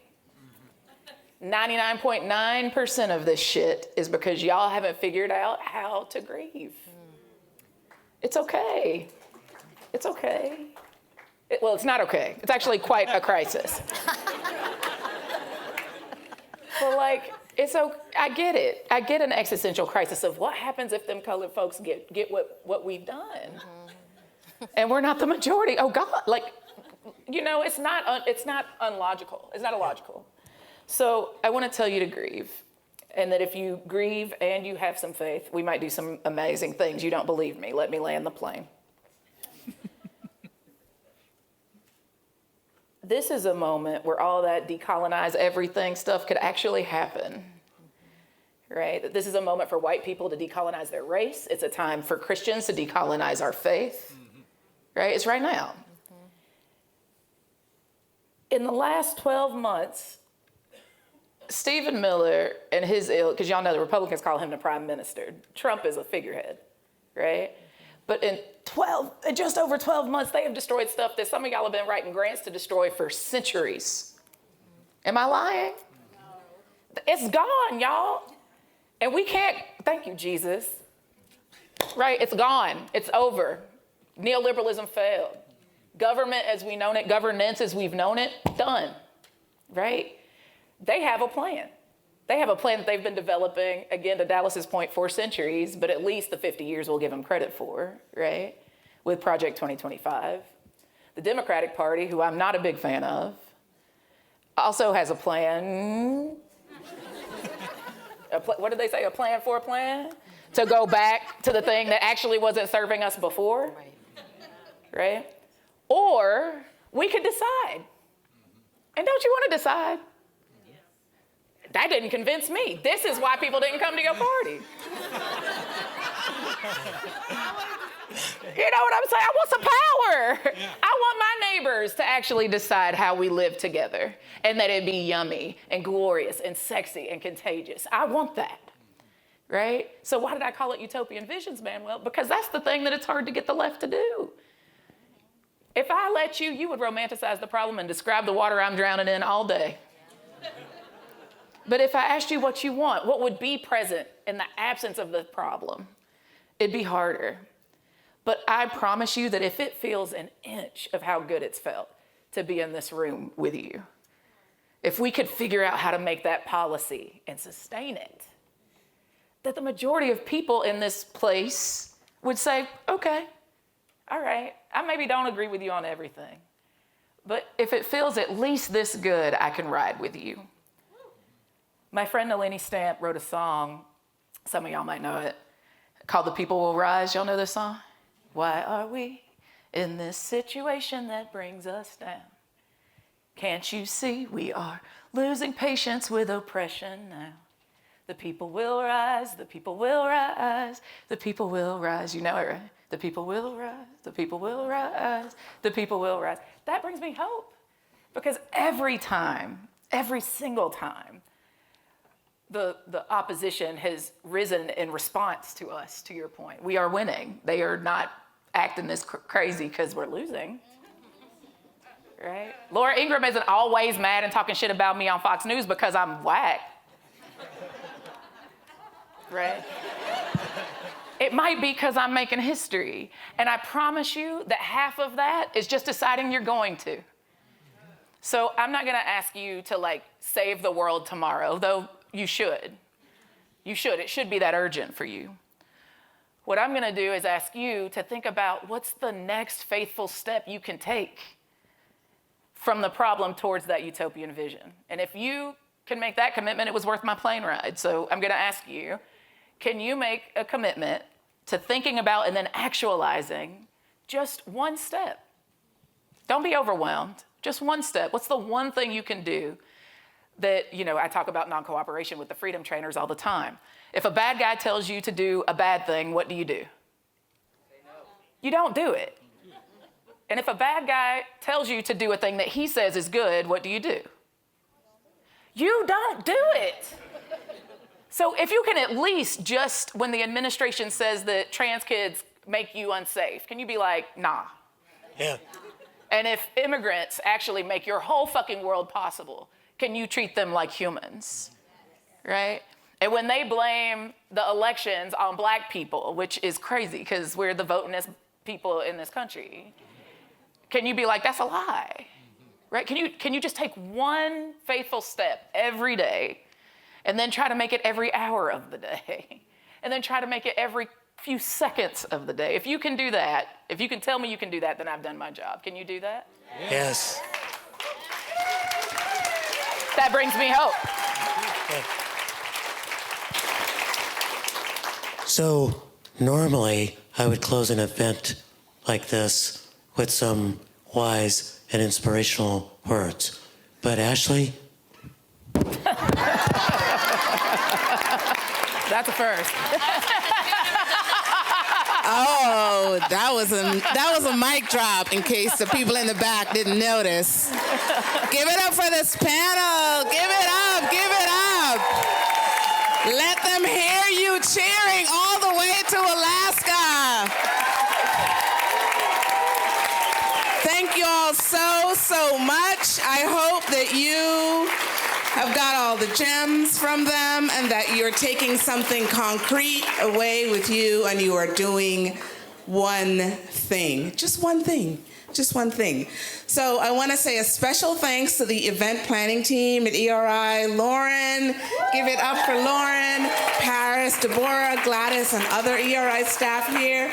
Thank you to our main co-supporters, the Tishman Center at the New School and the Urban and Environmental Policy Institute at Occidental. There's 3 research centers, including ours, that are putting the symposium on together. So huge thanks again to our wonderful campus partners and supporters. And please follow us on IG at ERI_USC. Everybody, please stay and celebrate solidarity with us as we continue to weave our struggles for justice and uplift our local communities here in California and across the country. Thank you and enjoy the music.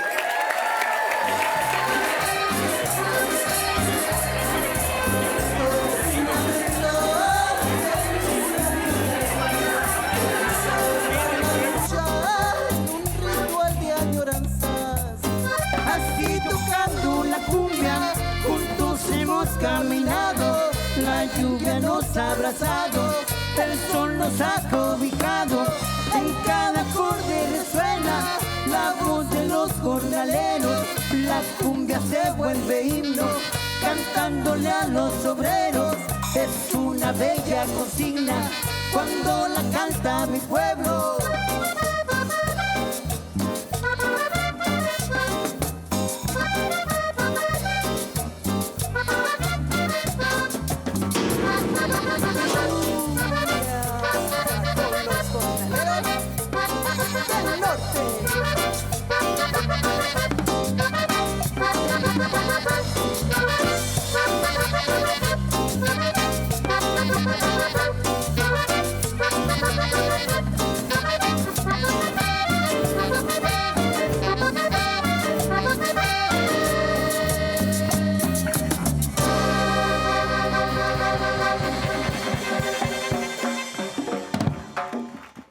¿Cómo estamos? How are we doing?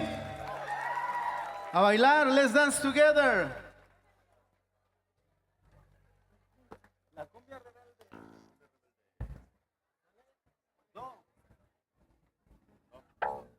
One, two.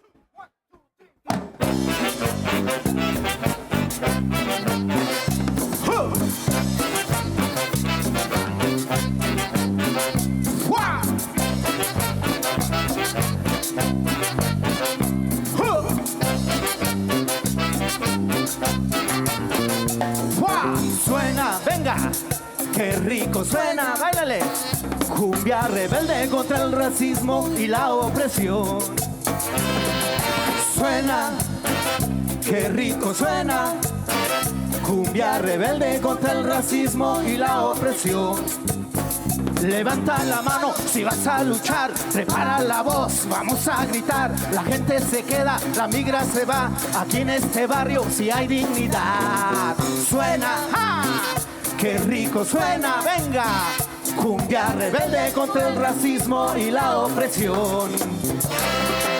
Suena, qué rico suena. Cumbia rebelde contra el racismo y la opresión. ¡Venga!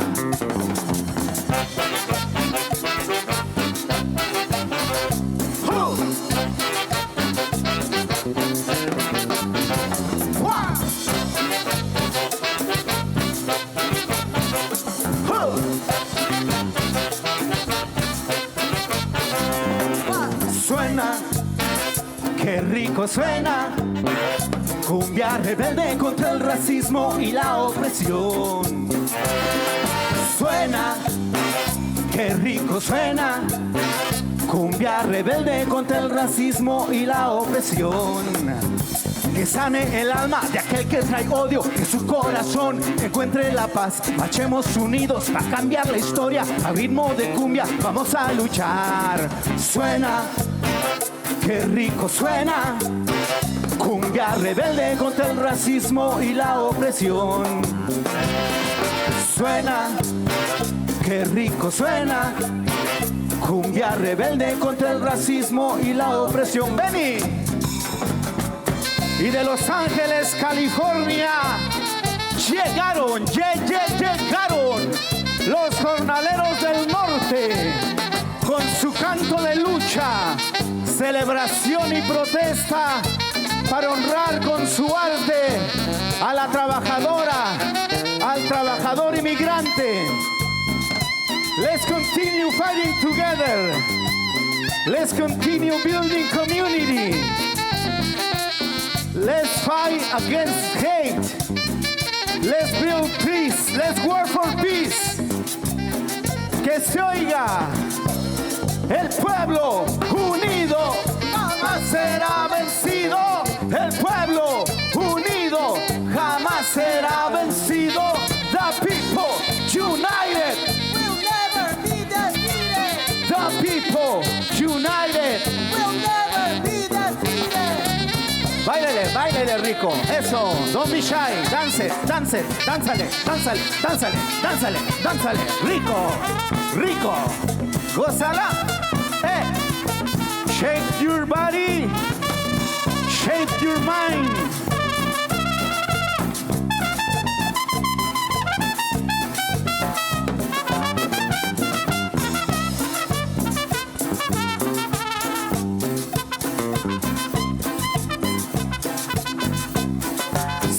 suena. Suena, suena, suena, suena. Eso. ¿Cómo andamos? Vente para el piano, gatito. Vamos a cantar otra cumbia. ¿Chinga la migra? Órale. ¿Se puede? De todos lados está. De todos lados nos han corrido. No ahí va pues, dice.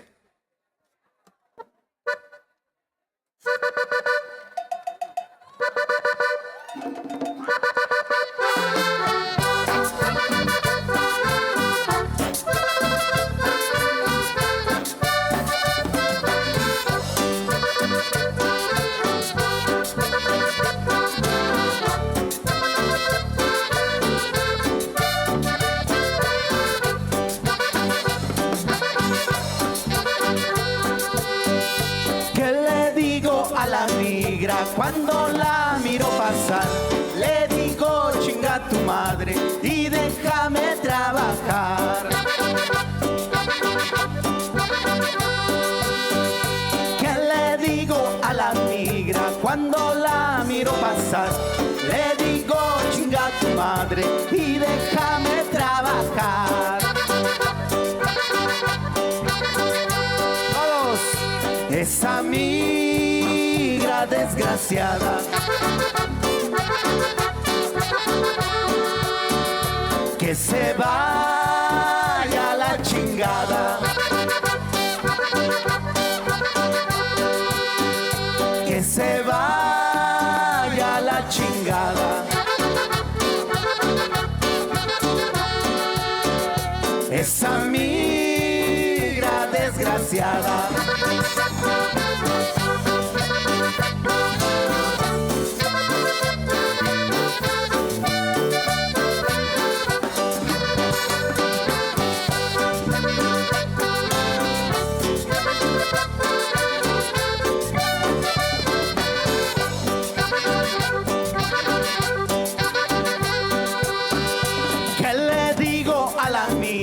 Cuando la miro pasar, le digo chinga tu madre y déjame trabajar.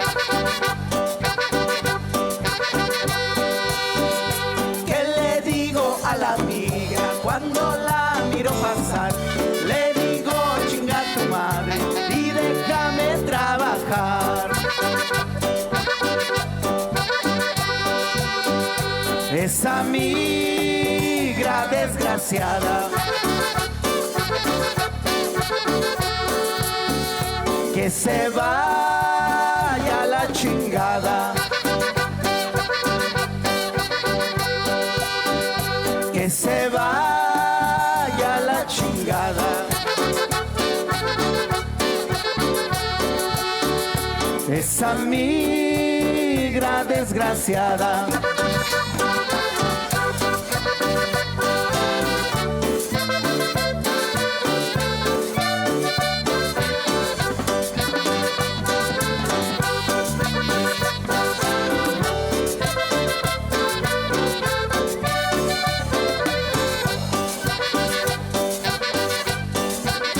Vamos a cantarle en English. What do I say to la migra when I see them passing by? I tell them, fuck you and your rules. Let me work and live my life. What do I say to la migra when I see them passing by? I tell them, fuck you and your rules. Let me work and live my life. Racist eyes, you're full of hate.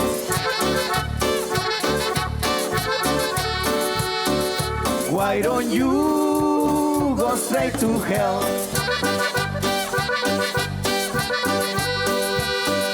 Why don't you go straight to hell?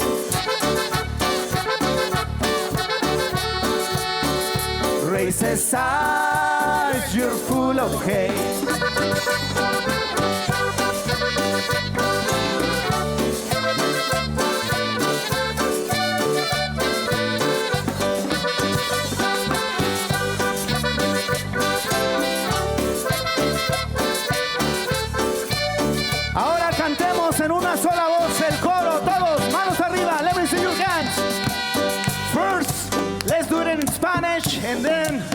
switch to English. Cántale fuerte, sin pena. Esa migra desgraciada. Come on.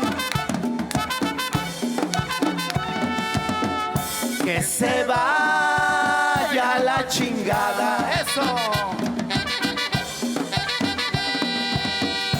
Que se vaya a la chingada. Esa migra desgraciada. Now let's do it in English, loud and clear. Let's sing together as one people, as one voice, loud and clear against la migra. Dice, races as you're full of hate.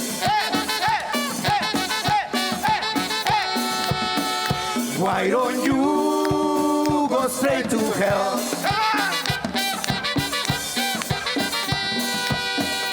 Why don't you go straight to hell?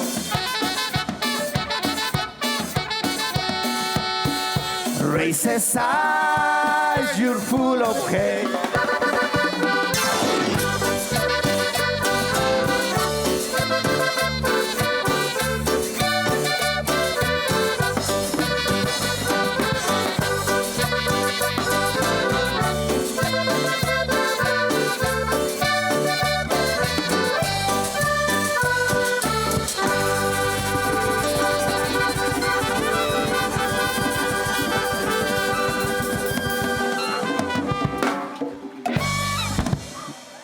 Do you guys know quebradita? You guys know how to dance quebradita?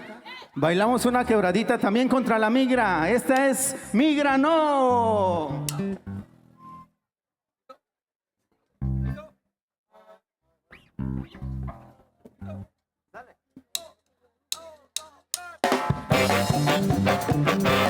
Venga.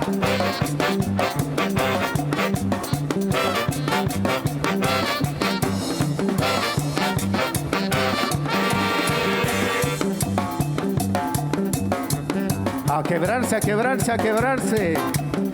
A quebrarla, a quebrar, a quebrar. Vamos.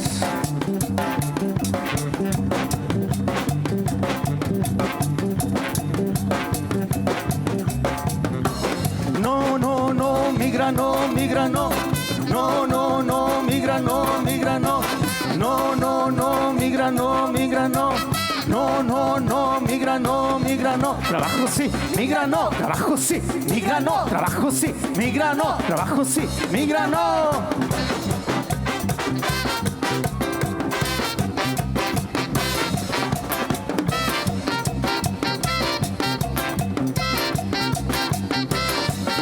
Y chinga la migra, y chinga tu migra, y chinga la migra, y chinga tu migra.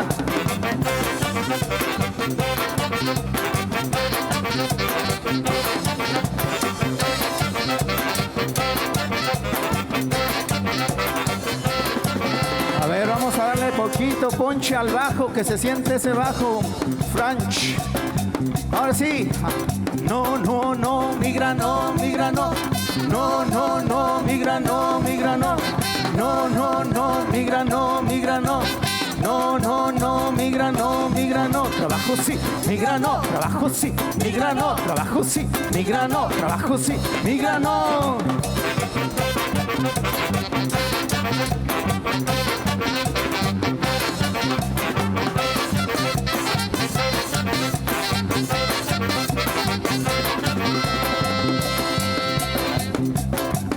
Y ahora, brincando, brincando, brincando, brincando por la justicia, brincando por los derechos, brincando por el respeto, brincando la dignidad, brincando por la justicia, brincando por los derechos, brincando por el respeto, brincando la dignidad.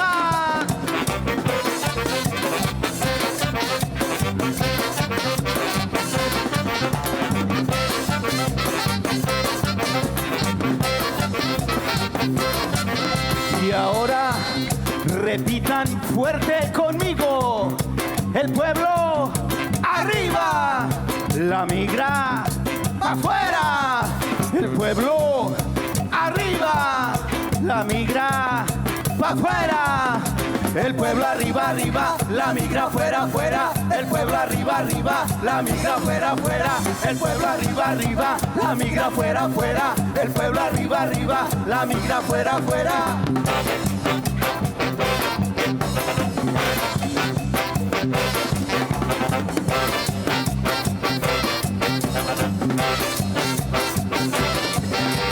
No, no, no, migra no, migra no. No, no, no, migra no, migra no. No, no, no, migra no, migra no. No, no, no, migra no, migra no. Trabajo sí, migra no, trabajo sí, migra no, trabajo sí, migra no, trabajo sí, migra no.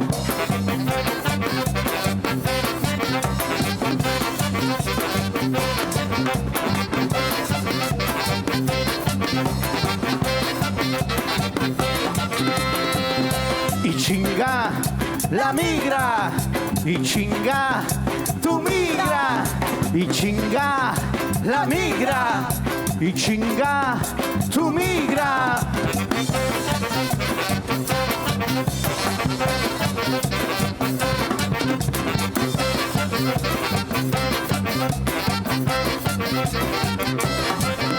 Y ahora todos, todas, todes, brincando, brincando, brincando, brincando por la justicia, brincando por los derechos, brincando por el respeto, brincando la dignidad, brincando por la justicia, brincando por los derechos, brincando por el respeto, brincando la dignidad.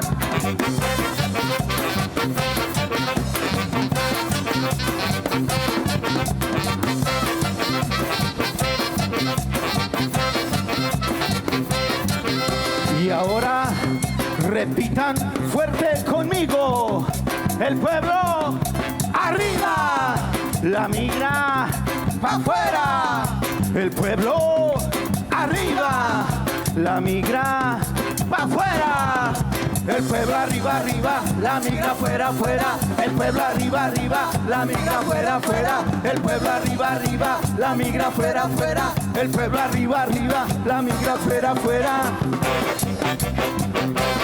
Se va, se fue.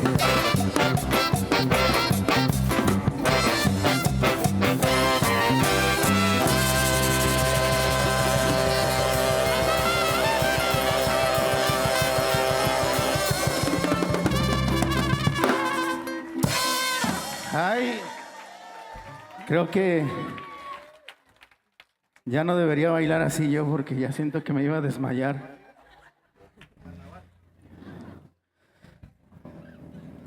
Bailemos. Uno. Carnaval.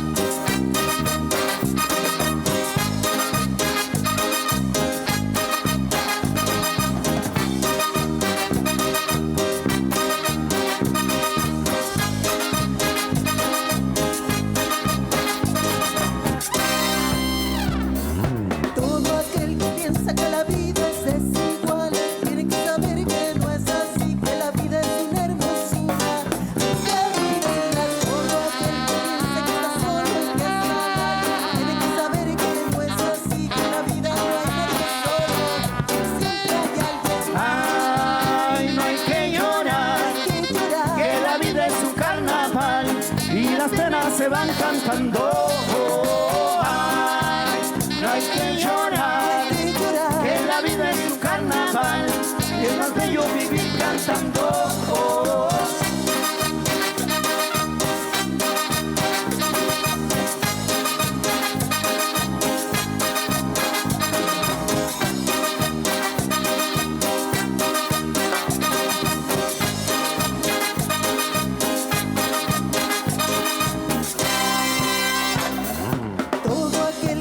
Que la vida siempre es cruel, tiene que saber que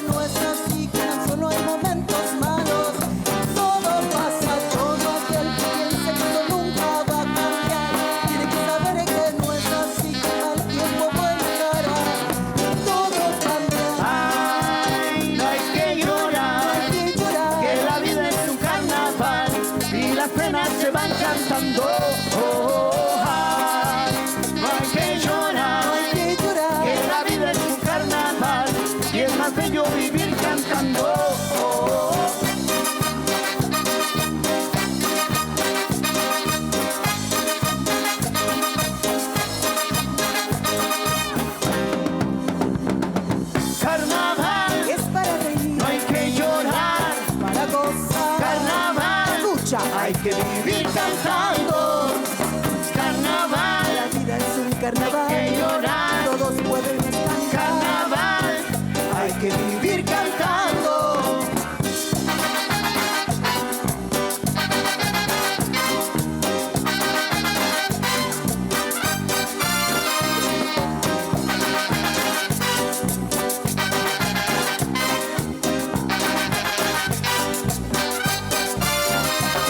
Para aquellos que se quejan tanto, para aquellos que son racistas, para aquellos que usan las armas, para aquellos que nos discriminan, para aquellos que roban salarios, para aquellos que están bombardeando, para aquellos que nos atacan, para aquellos que nos deportan.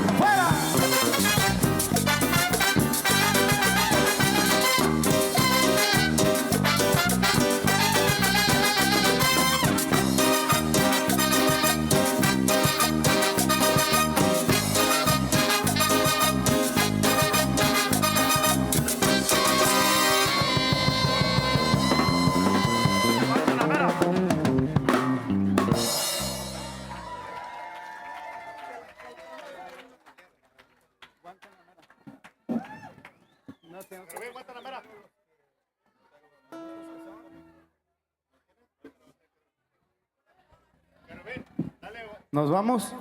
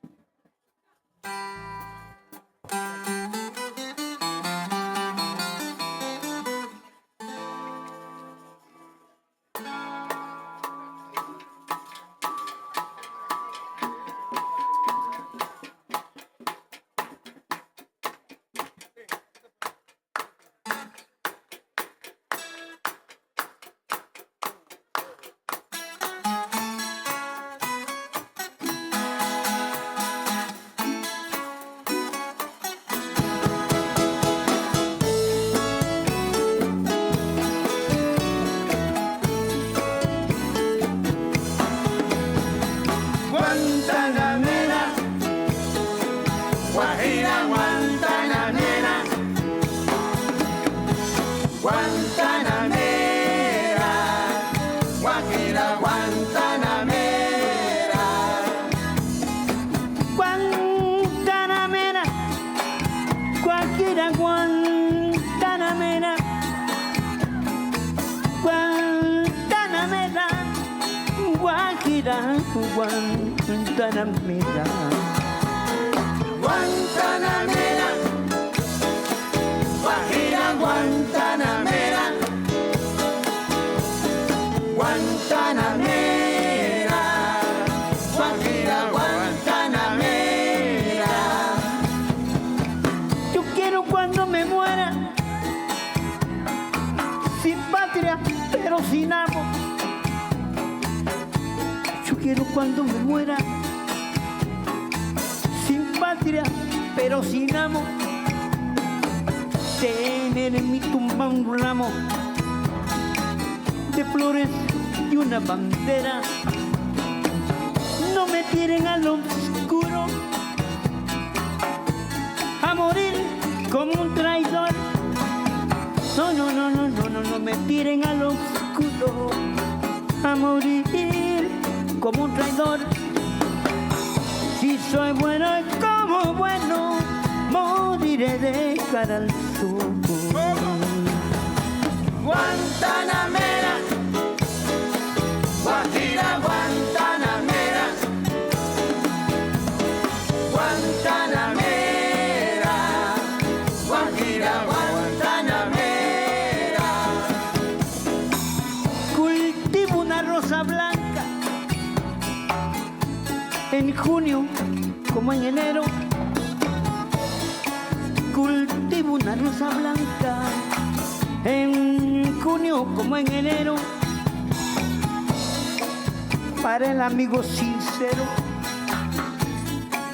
que me da su mano franca y para el cruel que me arranca el corazón con que yo vivo.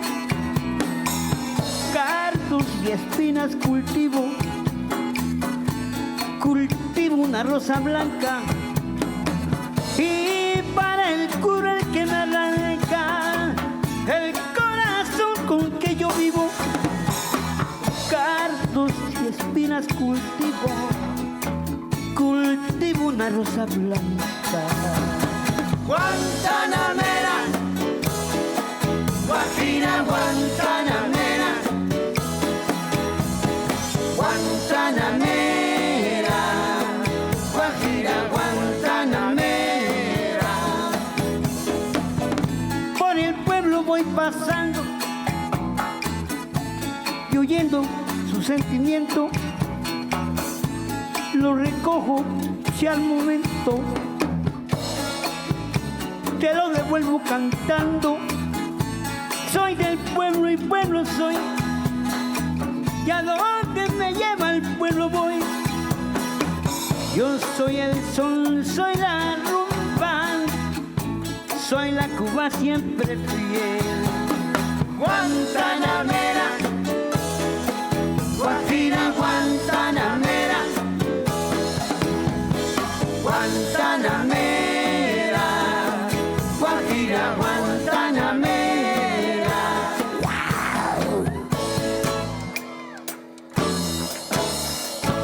Oh divina Guajira, Guajira Guantanamera, Guantanamera.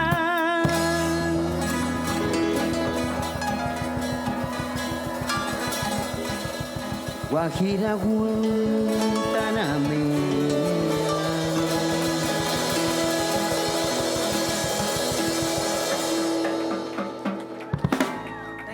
Gracias. Nos vemos pronto. See you. Okay.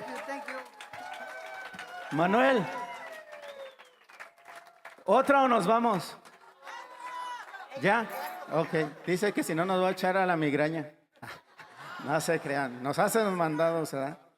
Nos tenemos que ir. Pero nos vemos. Si puedo, el sábado vamos a llevar serenata adelanto. If you want to join us, next Saturday we're bringing serenade to Adelanto Detention Center to the people that are suffering in detention. Join us. Find the information at endilon.org o Los Jornaleros del Norte. Serenata en adelanto a la gente que está encarcelada.